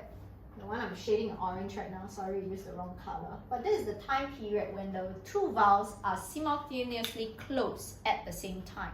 Because they also like to ask this for exam. So make that indication in your notes. So next one, you need to take note, not just again, when will the valves open and close. The second thing I say, please take note what is your heartbeat sound. Your heartbeat sound is always lap, duck, pause. What is lap and what is duck and what is pause, Kaisen? And you tell me what's the purpose of that sound. What makes that sound? Where is lap? Can you now tell me, since this is a cardiac cycle? You know your heartbeat. You can feel your pulse, right? Sorry? That is called what? So this is lap. And then what is duck? This is duck. And this is pulse. Lap, duck, pulse. How I remember it is, lap is always ventricular systole. Duck is always ventricular diastole. Then you must have pulse. Do you know what causes this sound? It's due to sudden closure of the valves. When your valves suddenly close, they have a sound. So can you tell me, when you undergo ventricular systole, what's the major valve that closes? The what? Oi. Closing of the tricuspid. And bicuspid valve. So you can write here at the side. This here is due to sudden closure of the atrioventricular valve, which is the bicuspid and tricuspid valves. This is sudden closure of what? Now can you guess? Sudden Closure of semilunar valves, not end. That means you're this aortic and a pulmonary valve. That's why you have the sound. Then pause is because there's no sudden closure or anything. They're just waiting for this atria to dump all the blood into the ventricles completely. Okay? Next one. So you are expected to learn these three things, which is actually, okay, take note, your this heart structure, okay, the structure feature of heart that I just point out. Number two, please know your cardiac cycle related to this graph. Please know, okay, your this graph, okay, what does this intersection actually represent. Third thing is lap, duck, pause. I just mentioned you need to calculate heartbeat. So whenever you want to find heartbeat, my advice is find from one tick to another. The time here, which is if I write it as x, it will be 60 divided by x beats per minute. Understand? Clear? Next one, number two. Number two, you are expected to know diseases, okay, since you study bio. The related disease I need to point out is called, we have coronary heart disease. Can you now tell me, Valerie, is coronary heart disease heart attack? No. And then it's heart attack, your heart stop beating. Sorry? Yes or no? Yes. No. Heart stop beating is called cardiac arrest. Coronary heart disease is not heart attack. Heart attack is not cardiac arrest. But coronary heart disease can relate or become heart attack, and heart attack can result in cardiac arrest. Understand? So now let's go through in detail. What is coronary heart disease? Coronary heart disease is caused by two things. The long ass word that right now I want y'all to know. How to pronounce this word, Tyson? Come, English. Arteriosclerosis. Okay? Arteriosclerosis is what? Yes, you stun a vegetable. It's narrowing of your arterial lumen due to deposition of what? What is this one in purple that I'm trying to deposit into the lumen? Fatty substances. Okay? Do you see your lumen become smaller? Alright? Now, what is coronary heart disease? You have here your coronary arteries. Do you all see? Coronary arteries, they branch out from the aorta to branch out to the cardiac muscles. Because your cardiac muscles need energy, okay, need to undergo tissue respiration to release energy to contract the heart, right? Agree? So you need energy there. It's supplied by coronary. Please take note. Do you see every time it's related to a particular organ that has an associated word? Liver is always called what? It's like H. We learned this last week. Hepatic. Your this kidney is always called what? And then your this heart is always called what? Coronary. And then your this what do you call that? Last one is what? Any more? Oh, lungs is called what? Oh. Pulmonary. Every time it's related to all this phrase. So in this case, okay, the coronary heart disease is when the coronary arteries have arteriosclerosis. You see on the last page of your notes, the 3 causes of arteriosclerosis. What's the first cause of arteriosclerosis that you see there, dear? Okay. Diet high in cholesterol and saturated fat. You have to write saturated fats. Underline saturated fats. Class. Second one is what? Next one is what? Smoking. Now, in tobacco smoke, can you help me write aside? It's due to the pollutant called carbon monoxide. Just write down. Due to presence of carbon monoxide. Understand? So take note. How does emotional stress cause? Because emotional stress, right, can cause your heart rate and your blood pressure to rise. Agree? So when it rises, do you agree there's a higher tendency for damage of your arteries? And then when they have platelets will eventually result in thrombosis. Thrombosis is different from arteriosclerosis. I have that in your notes on the second last page of your notes already, 4th column. Thrombosis is when you have your platelets becoming sticky, aggregate, okay, and then later you will form a clot. A clot also narrows the arterial lumen, so that's why you have lesser blood transport. Now, what is heart attack? Heart attack is when your coronary arteries are completely blocked. When they are completely blocked, can you transport oxygenated blood? No. And that is when your heart muscles are starting to die. So when your heart muscles starting to die, that is when you have heart attack. Does that mean your heart stop beating? No. Your heart stop beating is because there is devoid of your oxygenated blood, so that's why they cannot actually work, and when they are dead, they stop beating. That's called cardiac arrest. So how do you treat people with cardiac arrest? CPR, not the movie. You don't clear. You know what's that one, the defibrillator for? The defibrillator is just for dramatic effect for movies. The defibrillator is actually meant to stop your heartbeat. So you hope their heart restart again. But you imagine people already at cardiac arrest. The heart already stopped beating. You still do the clear. The person is already fully dead. Okay, so we'll cement his fate. So again, use CPR. Clear. Okay, so I just want to point this out, so take note about this. Okay, can we go back to the worksheet, please? In a worksheet, I want each of you to do your respective questions. Do you see we have question 5? So, Valerie, Yuki, and Roseanne, you'll be doing question 5. The rest of you, do you see we have question 7? I want you to try question 7. So please try question 5 and 7. Once you're done, I want to mark, I want to go through. Again, other questions I highly recommend you to go and try, okay? If you want answers, feel free to text me. Wait, for the graph, right? What's Yes. the double line? Where is the double line?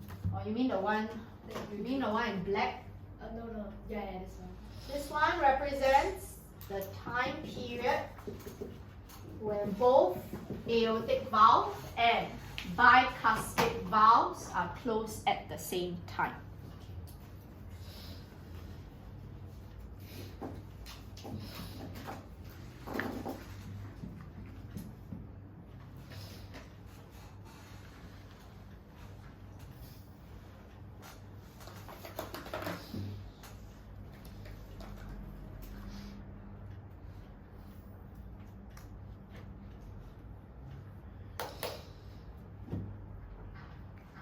Yes. Coronary artery. What is a coronary artery? So, do you agree your aorta is meant to transport blood to all parts of your body? So, do you agree your heart muscles is one of them? So that's why, right, coronary is going to branch out from the aorta towards your cardiac muscles or heart muscles, so you can supply oxygenated blood to the heart muscles. Understand? So that you can undergo aerobic respiration to release energy for contraction. Know what coronary artery? If you will see your notes, I also show you what I point just now. What coronary arteries are like this one. You see all the small ones? These are coronary arteries that branch towards your heart. Please take note, all your this vena cava, pulmonary artery, pulmonary vein, and so on, they are not transporting to the heart muscles. They are just transporting to chambers of the heart. Okay? Clear? Any questions? You? So, the difference is that the aorta transports towards blood. No, they want structural difference, not composition of blood. I mentioned this just now when I was talking about arteries and veins. Aorta itself. It's an artery. Then aren't they both arteries? Yeah, but what did I say just now? Did you draw a table for the difference between arteries and veins? What is one thing veins have but arteries don't? Valve. But there's one particular or two particular arteries. Aorta. Yeah. You call that a what valve? Aortic valve. Do you see I got pulmonary valve and aortic valve just now I mentioned? Okay? Wait, is bicuspid valve and tricuspid valve like always opposite? Yes. And they open and close simultaneously. I know I draw on the left side of the heart only, but it also applies on the right side of the heart. So if your left ventricle contracts, do you think your right ventricle is also simultaneously contracting? Yes. Ventricles contract and relax at the same time. That means your heart don't have left, right, then pump one. You have pump, one, right? So both left ventricle and right ventricle contract and relax at the same time. Both left and right atria will contract and relax also at the same time. Okay? Does it make sense? That's why you only have one heartbeat. If not, you will have 4 heartbeats. Also, I have a question. How is it love dub pause? Like, you know, like when you do that. Yeah, so you feel that. So feel do. No lah. Tuk, tuk, tuk, tuk. Huh? What? Why not I show you? ECG, This is like ECG. Do you see we have a much more louder sound? So any fluctuations is bigger, indicating there is a lug. And then later you have again a smaller one. There is a time lapse before another lug comes again. If you ever take an ECG, it will always be like again a louder frequency, and then smaller frequency, and then later there's a time lapse. That's why it's called loud dub pause. So love, dub, and then pause. Yes, B is loud. You understand? What kind of heartbeat you have that you hello, you always running perpetually running huh? I'm very worried for you that sounds like a medical condition already Wait, but even if you run, it's still love, dub, pause. Yeah, but it's just faster rate. It's just that the time period between the next loud dub pause is just shorter. You understand? Because usually if you have running, right, you have faster heart rate, right? But I never feel a pause. Oh, what? That means your heart is very efficient. That's good. Hopefully, it does actually pump all the blood from the atria into the ventricles. You never have a loud dub pause. Sorry, I'm feeling my heartbeat. It's just very short lah. Maybe just very short. But usually it must have a pause. It makes sense, because this is one cardiac cycle, right? But again, why you don't feel a pause is because, again, that pause versus the loud and the dub is a much shorter period of time of 0.1 second versus the other one 0.3, 0.4. So it feels almost negligible or negligible. Understand? Why do you need a pause? The pause, do you see pause is when you have atrial systole? So the atria are contracting, right? Yeah. When the atria contract, it's trying to deposit all blood in the atrium into the ventricles. Make sure all the blood are fully pumped, so that you can actually fully transport your blood efficiently out of the heart. That's why you need the pause. Okay? Okay.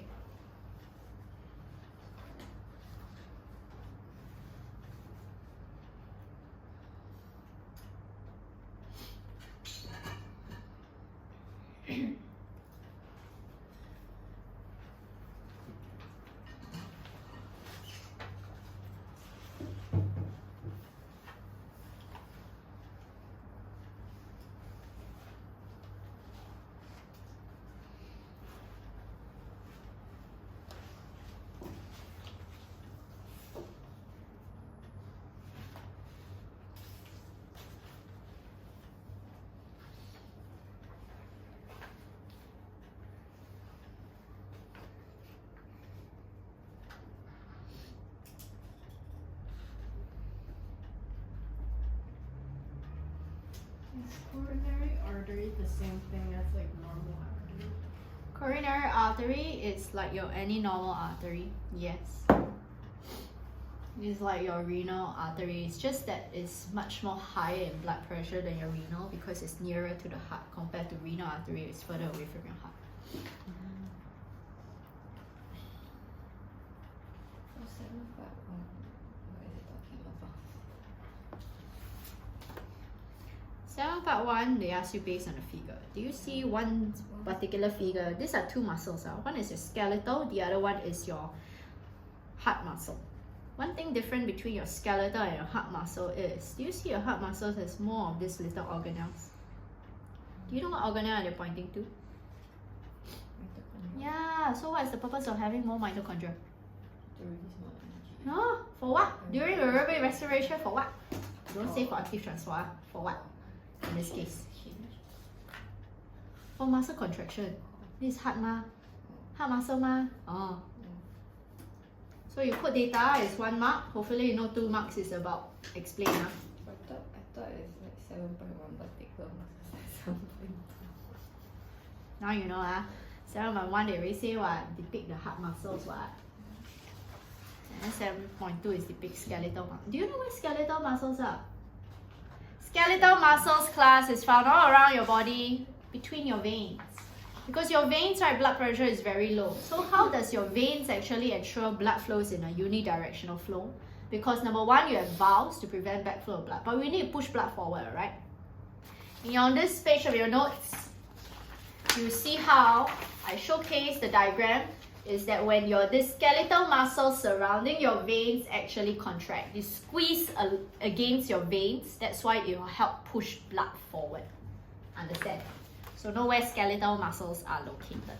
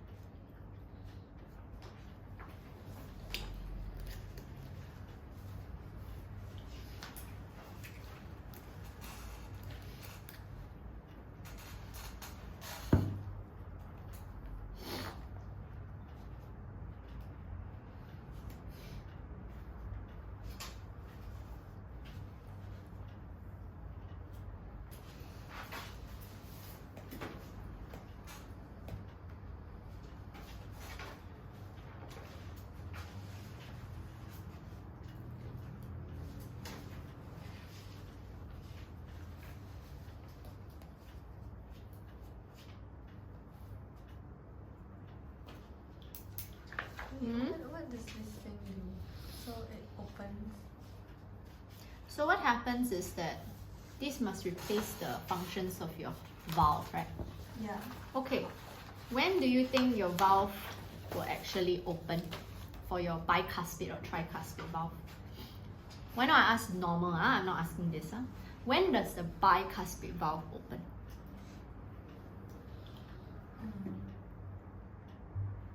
You mean it naturally open? Which part of your ventricles? Because this is always between atrium and your this ventricles, right?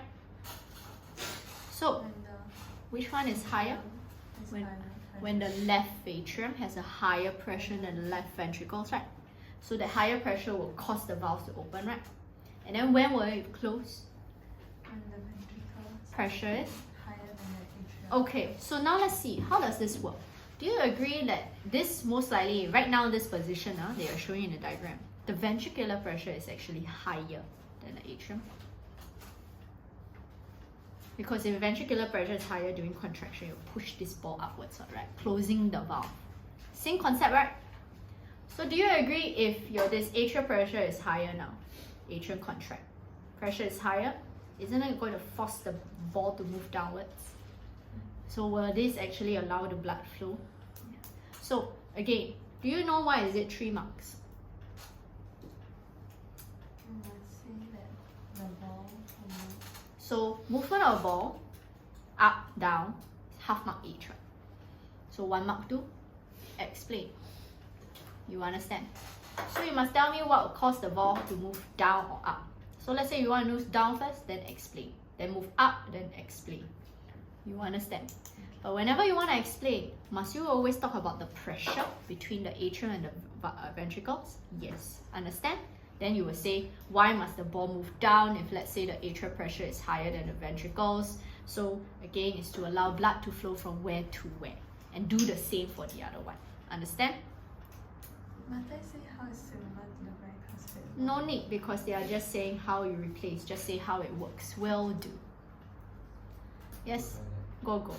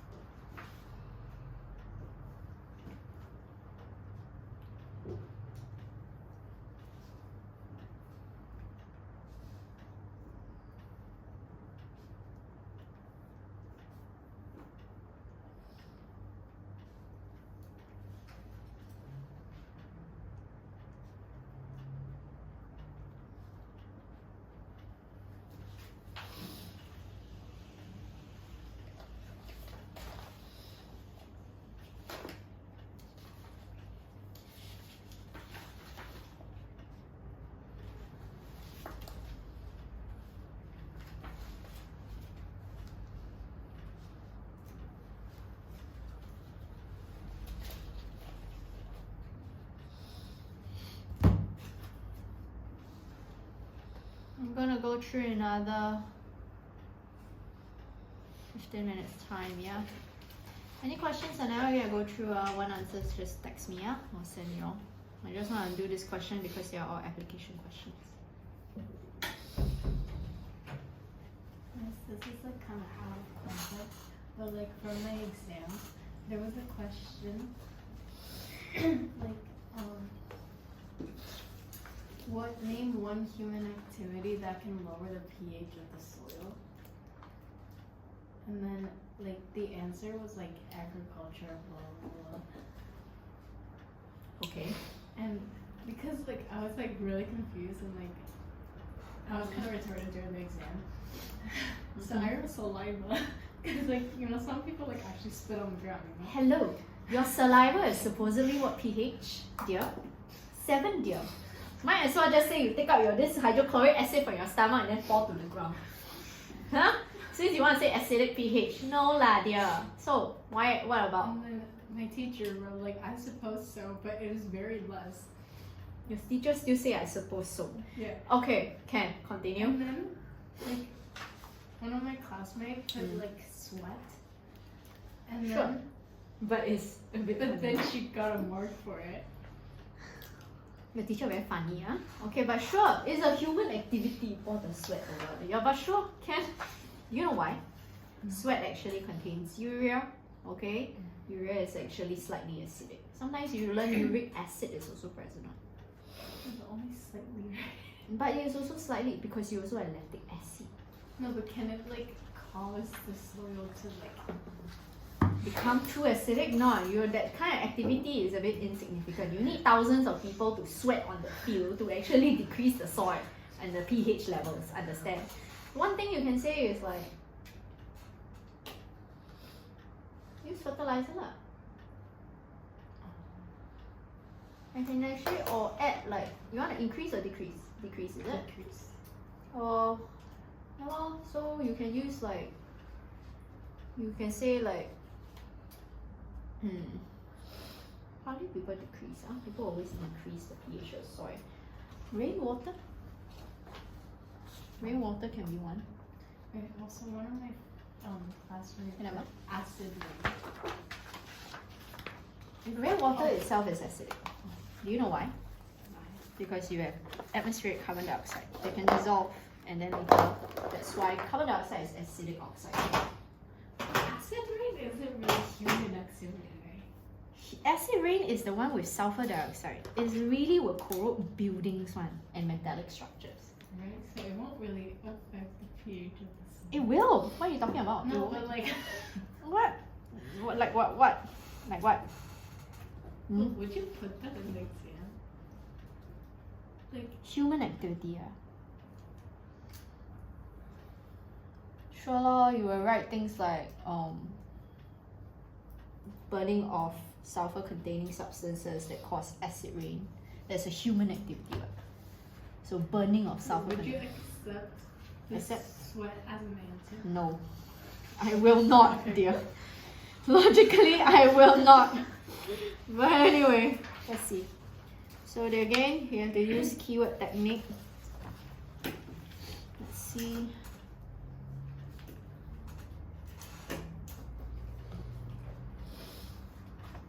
This is actually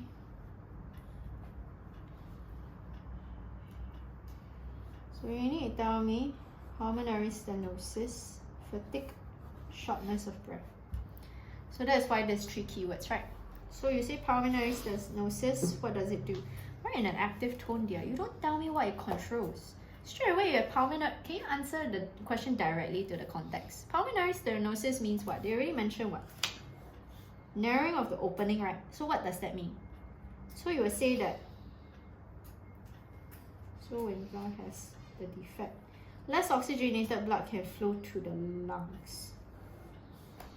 Okay, so again, flow from the heart to the lungs. I will give you that credit.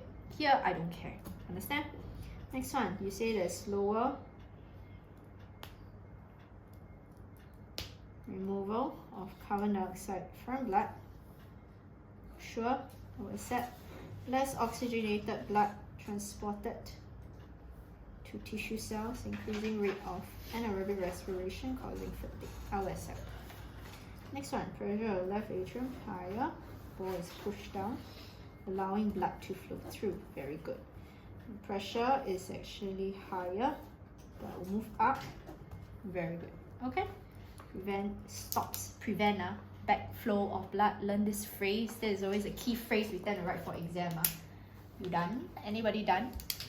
If not, you all have to read our answer because I really have to go through another 8 minutes time. Sorry? 7 part 2. 7 part 2. Explain why grafted skeletal muscles have a high tendency of malfunction. Question.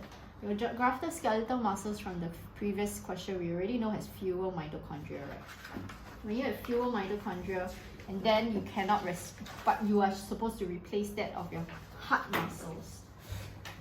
That has always need to have very high oxygen demand for muscle contraction. But do you think they can actually supply sufficient? No, right? So idea is that this one have insufficient mitochondria to generate sufficient energy, right? So what will undergo? What will we undergo instead? Anaerobic respiration, and we start to produce more and more what? Lactic acid is toxic to muscles, right? Why? Because it causes muscle fatigue. And then imagine you have too high lactic acid. What does this mean? Your skeletal muscles, they say malfunction. Means what? Will what? Actually? Yeah, reason is because, again, when very high levels, you will permanently damage your skeletal muscles. And that's why they are malfunction. So like you have to reference the part 1. No lah, you just say they have, number 1, what is the keyword? First one, they ask you to suggest what happens, right? So you just need to tell me what happens to it, and then 2 marks is explained. So why malfunction? Because there's permanent of skeletal muscles due to high concentration of. Okay, then later 2 marks explain why not. You understand? Okay? Go. Zen, are you done? No. Are you done? No.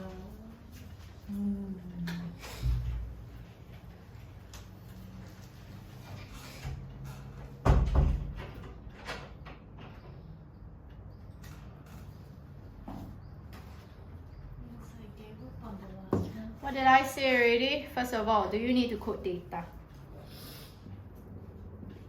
How does this work? How do you quote data? When I ask you, how does this work? So now, okay, if you do not know how this works, let's ask now. This is trying to mimic your bicuspid valve, right? So when you mimic your bicuspid valve, when will the bicuspid valve open? When pressure in the atrium or ventricles is higher. It will cause the valve to open. Ventricle. You think about this, bicuspid is in between where? Atrium. Atrium and your this ventricles, right? So when will the bicuspid valve open?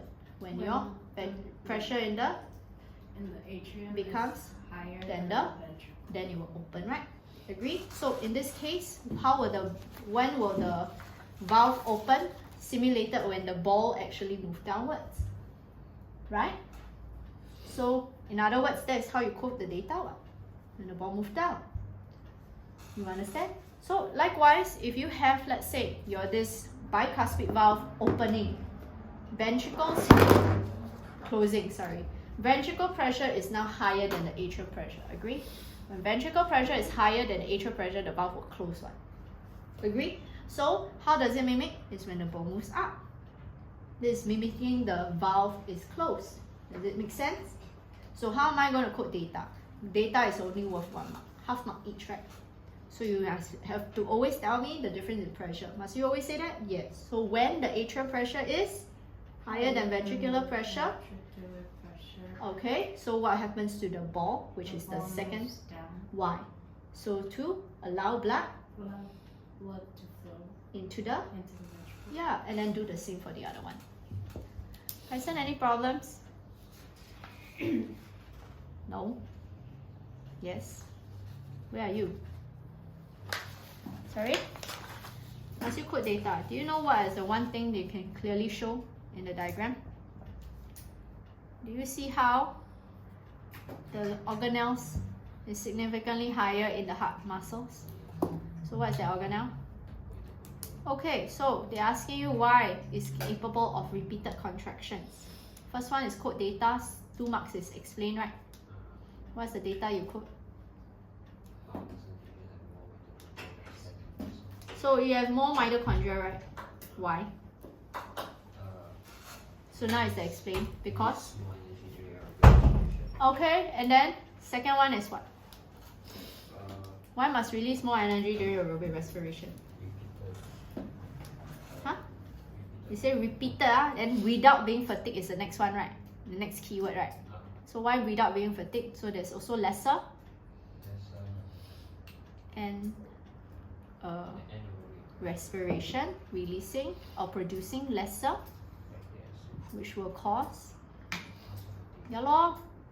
This is use keyword technique ma. Understand?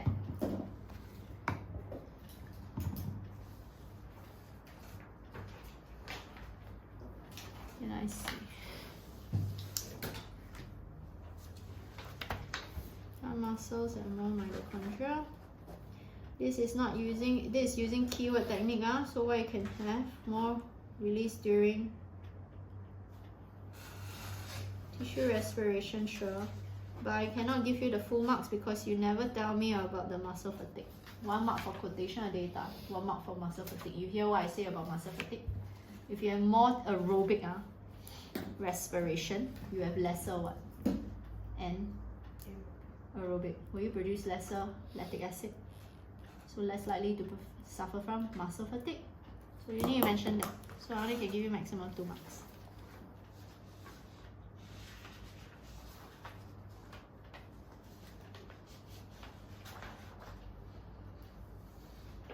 You never explain how come malfunction though.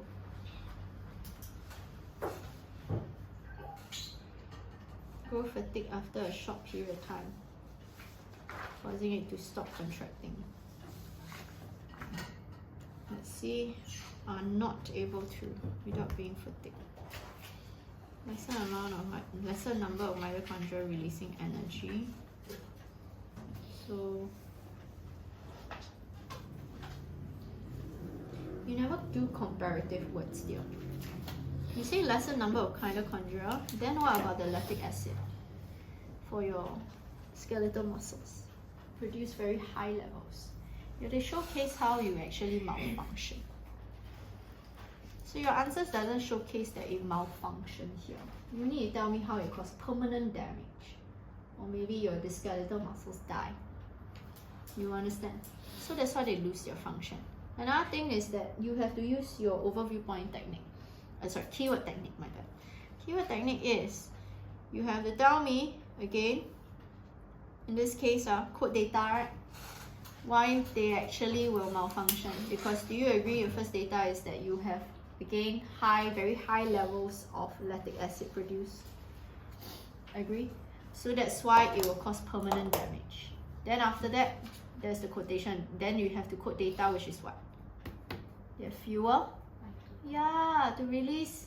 So release insufficient energy. And you will have higher levels of. So do you see I use a higher levels of anaerobic? And then you produce more lactic acid. You understand? So I only can give you maximum 1 mark by at least telling me there's fewer number of mitochondria. Smoking, emotional stress, diet high in cholesterol and saturated fats. Good. Limitations of artificial heart. Not smooth, very good.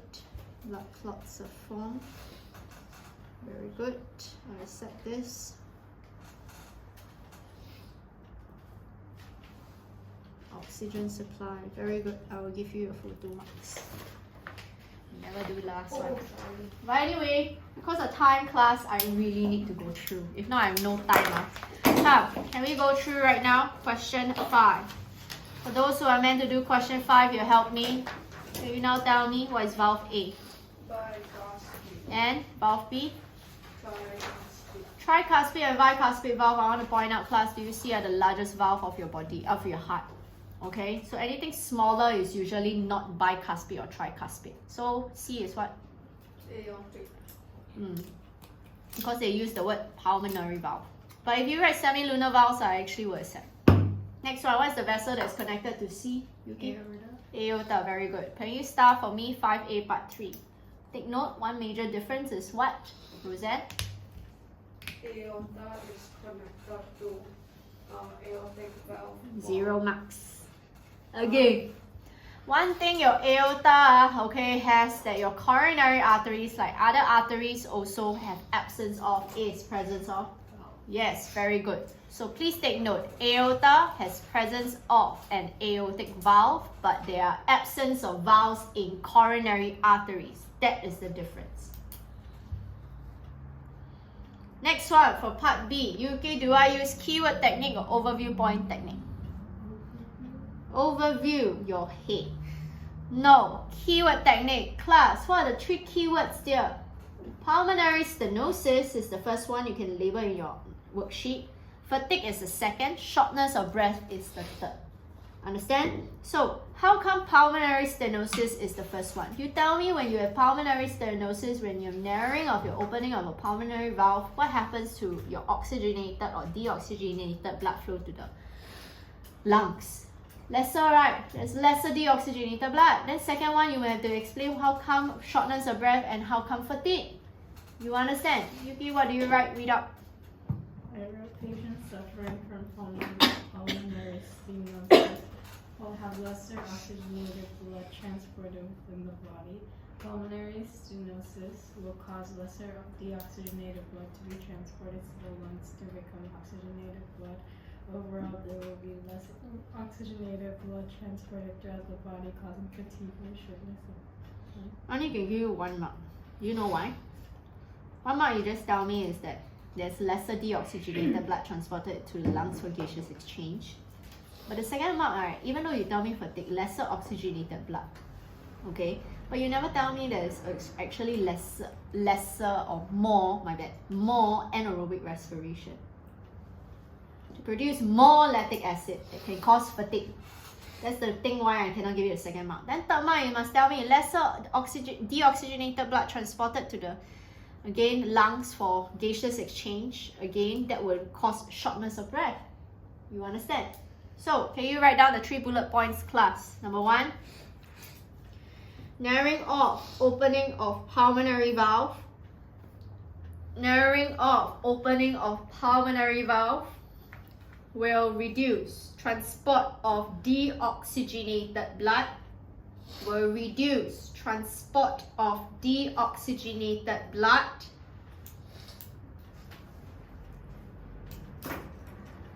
to lungs for gaseous exchange. To lungs for gaseous exchange.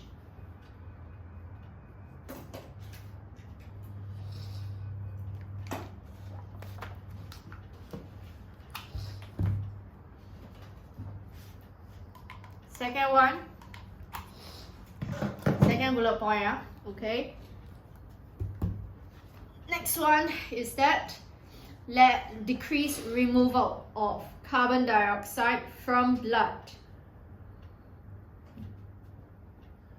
and decrease oxygen absorption by red blood cells. I repeat, decrease removal of carbon dioxide from blood and decrease absorption of oxygen from red blood cells. You don't have that, so Valerie write that. And decrease absorption of oxygen by red blood cells will result in shortness of breath. Will result in shortness of breath. Last bullet point, decrease transport of oxygenated blood to tissue cells results in decreased transport of oxygenated blood to tissue cells results in higher rates of anaerobic respiration. Higher rates of anaerobic respiration, producing more lactic acid,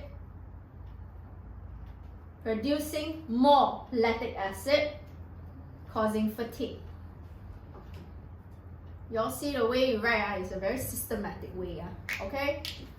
Roseanne, tell me how you delegate the marks for question 3. Need to quote data? How many marks for quotation and data? 1. So it's half mark each. Ball up, ball down. Okay? So how you write? Quick. When the blood pressure in left atrium is greater than the blood pressure in left ventricle, the silicone ball will push outwards, then they got to be transported to from left atrium to left ventricle. So why would the valve move upwards? Isn't that closing the valve? Move down now. Huh? No, but the up is like that. Can both of you tell me up or down? You all right, up or down? When the left atrium is higher than the left ventricle is up or down? Down! Hello, the pressure will force the ball go down. Right? The atrium is here there. Atrium squeeze, isn't the ball going to be forced down? Because bicuspid is between the left atrium and left ventricle. Oh. Right? Does that make sense now? Yeah. Okay, so push down. Minus half mark, continue. However, when blood pressure in left atrium is lower than blood pressure in left ventricle, the silicone ball will move. Because your ventricle now squeeze, pressure high, it will force the ball move upwards, right? So this will close the, Valve. and then that's why you prevent backflow of blood. So again, this is the 4 things you write. Please take note the quotation ball up, move down, or up or down is half mark. So you write down the first one. Is that when pressure in the left atrium is higher than that of left ventricle, when pressure in left atrium is higher than that in left ventricle,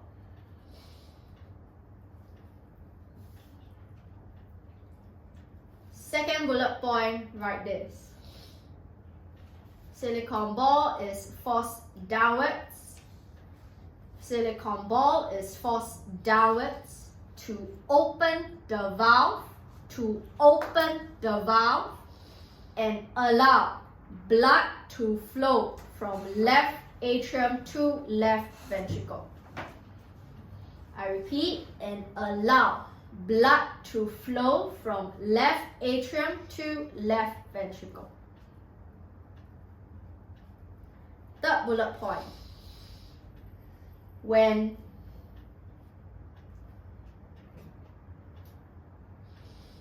pressure in left ventricle is higher than left atrium, when pressure in left ventricle is higher than left atrium,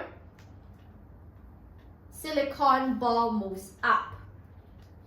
Next bullet point, write down, closing the valve,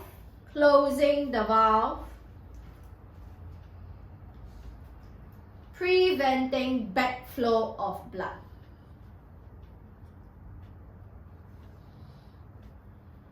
Okay, can we quickly go through this question 7? I'll just go through, okay? I'll send the answers to you all to save time. Now, based on the figure, must we code data? Yes, right, agree. Kaisen, what is the data we have to code? Heart muscles have more mitochondria than skeletal muscles. But we use keyword technique to explain why, right? Zitian, what is the 2 keywords in 7A part 1? Capable of repeated. Repeated contractions, that means you must tell me what kind of respiration. Don't just say tissue respiration. You must specify what kind of respiration, which is more aerobic respiration. Whereas without being fatigued, you must say lesser. So that's why it's 2 marks for explain.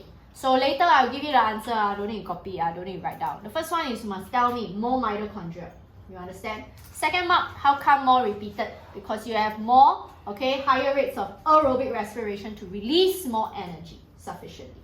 And then the second one is why without being fatigued. You have more aerobic respiration, you must tell me the last one is decrease anaerobic respiration.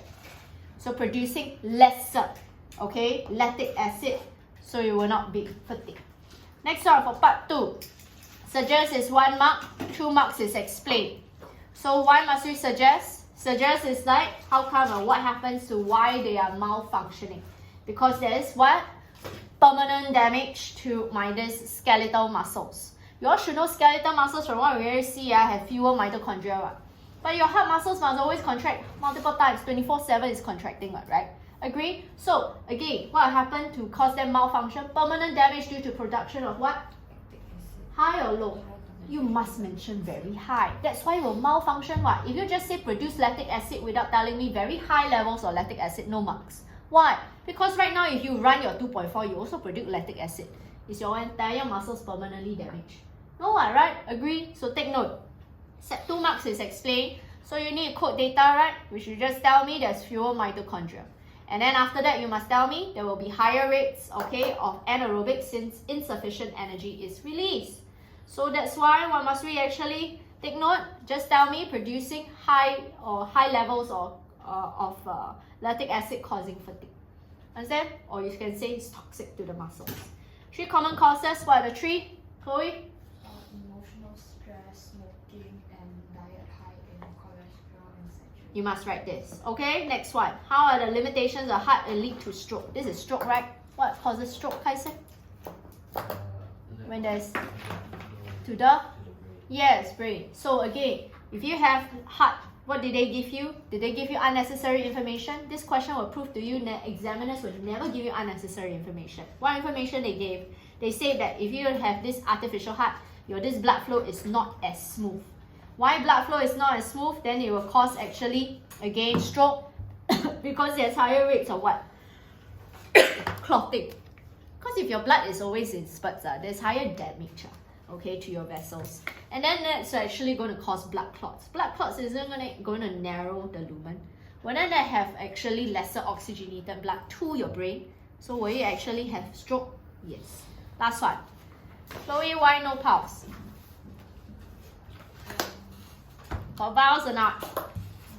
That's why I want to go through. You are expected in syllabus there is actually no pulse is because there is no sudden closure of vowels. Since artificial heart does not contract and relax. So you have to write no sudden answer behind no good. So you write this. No sudden closure of valves. Okay? Since artificial heart does not contract or relax. Clear? Start this question so you can use it as studying material. The rest of it you can actually try. I will send you the answers of the Deoda's transport in humans. Okay? And with that, I end off here today.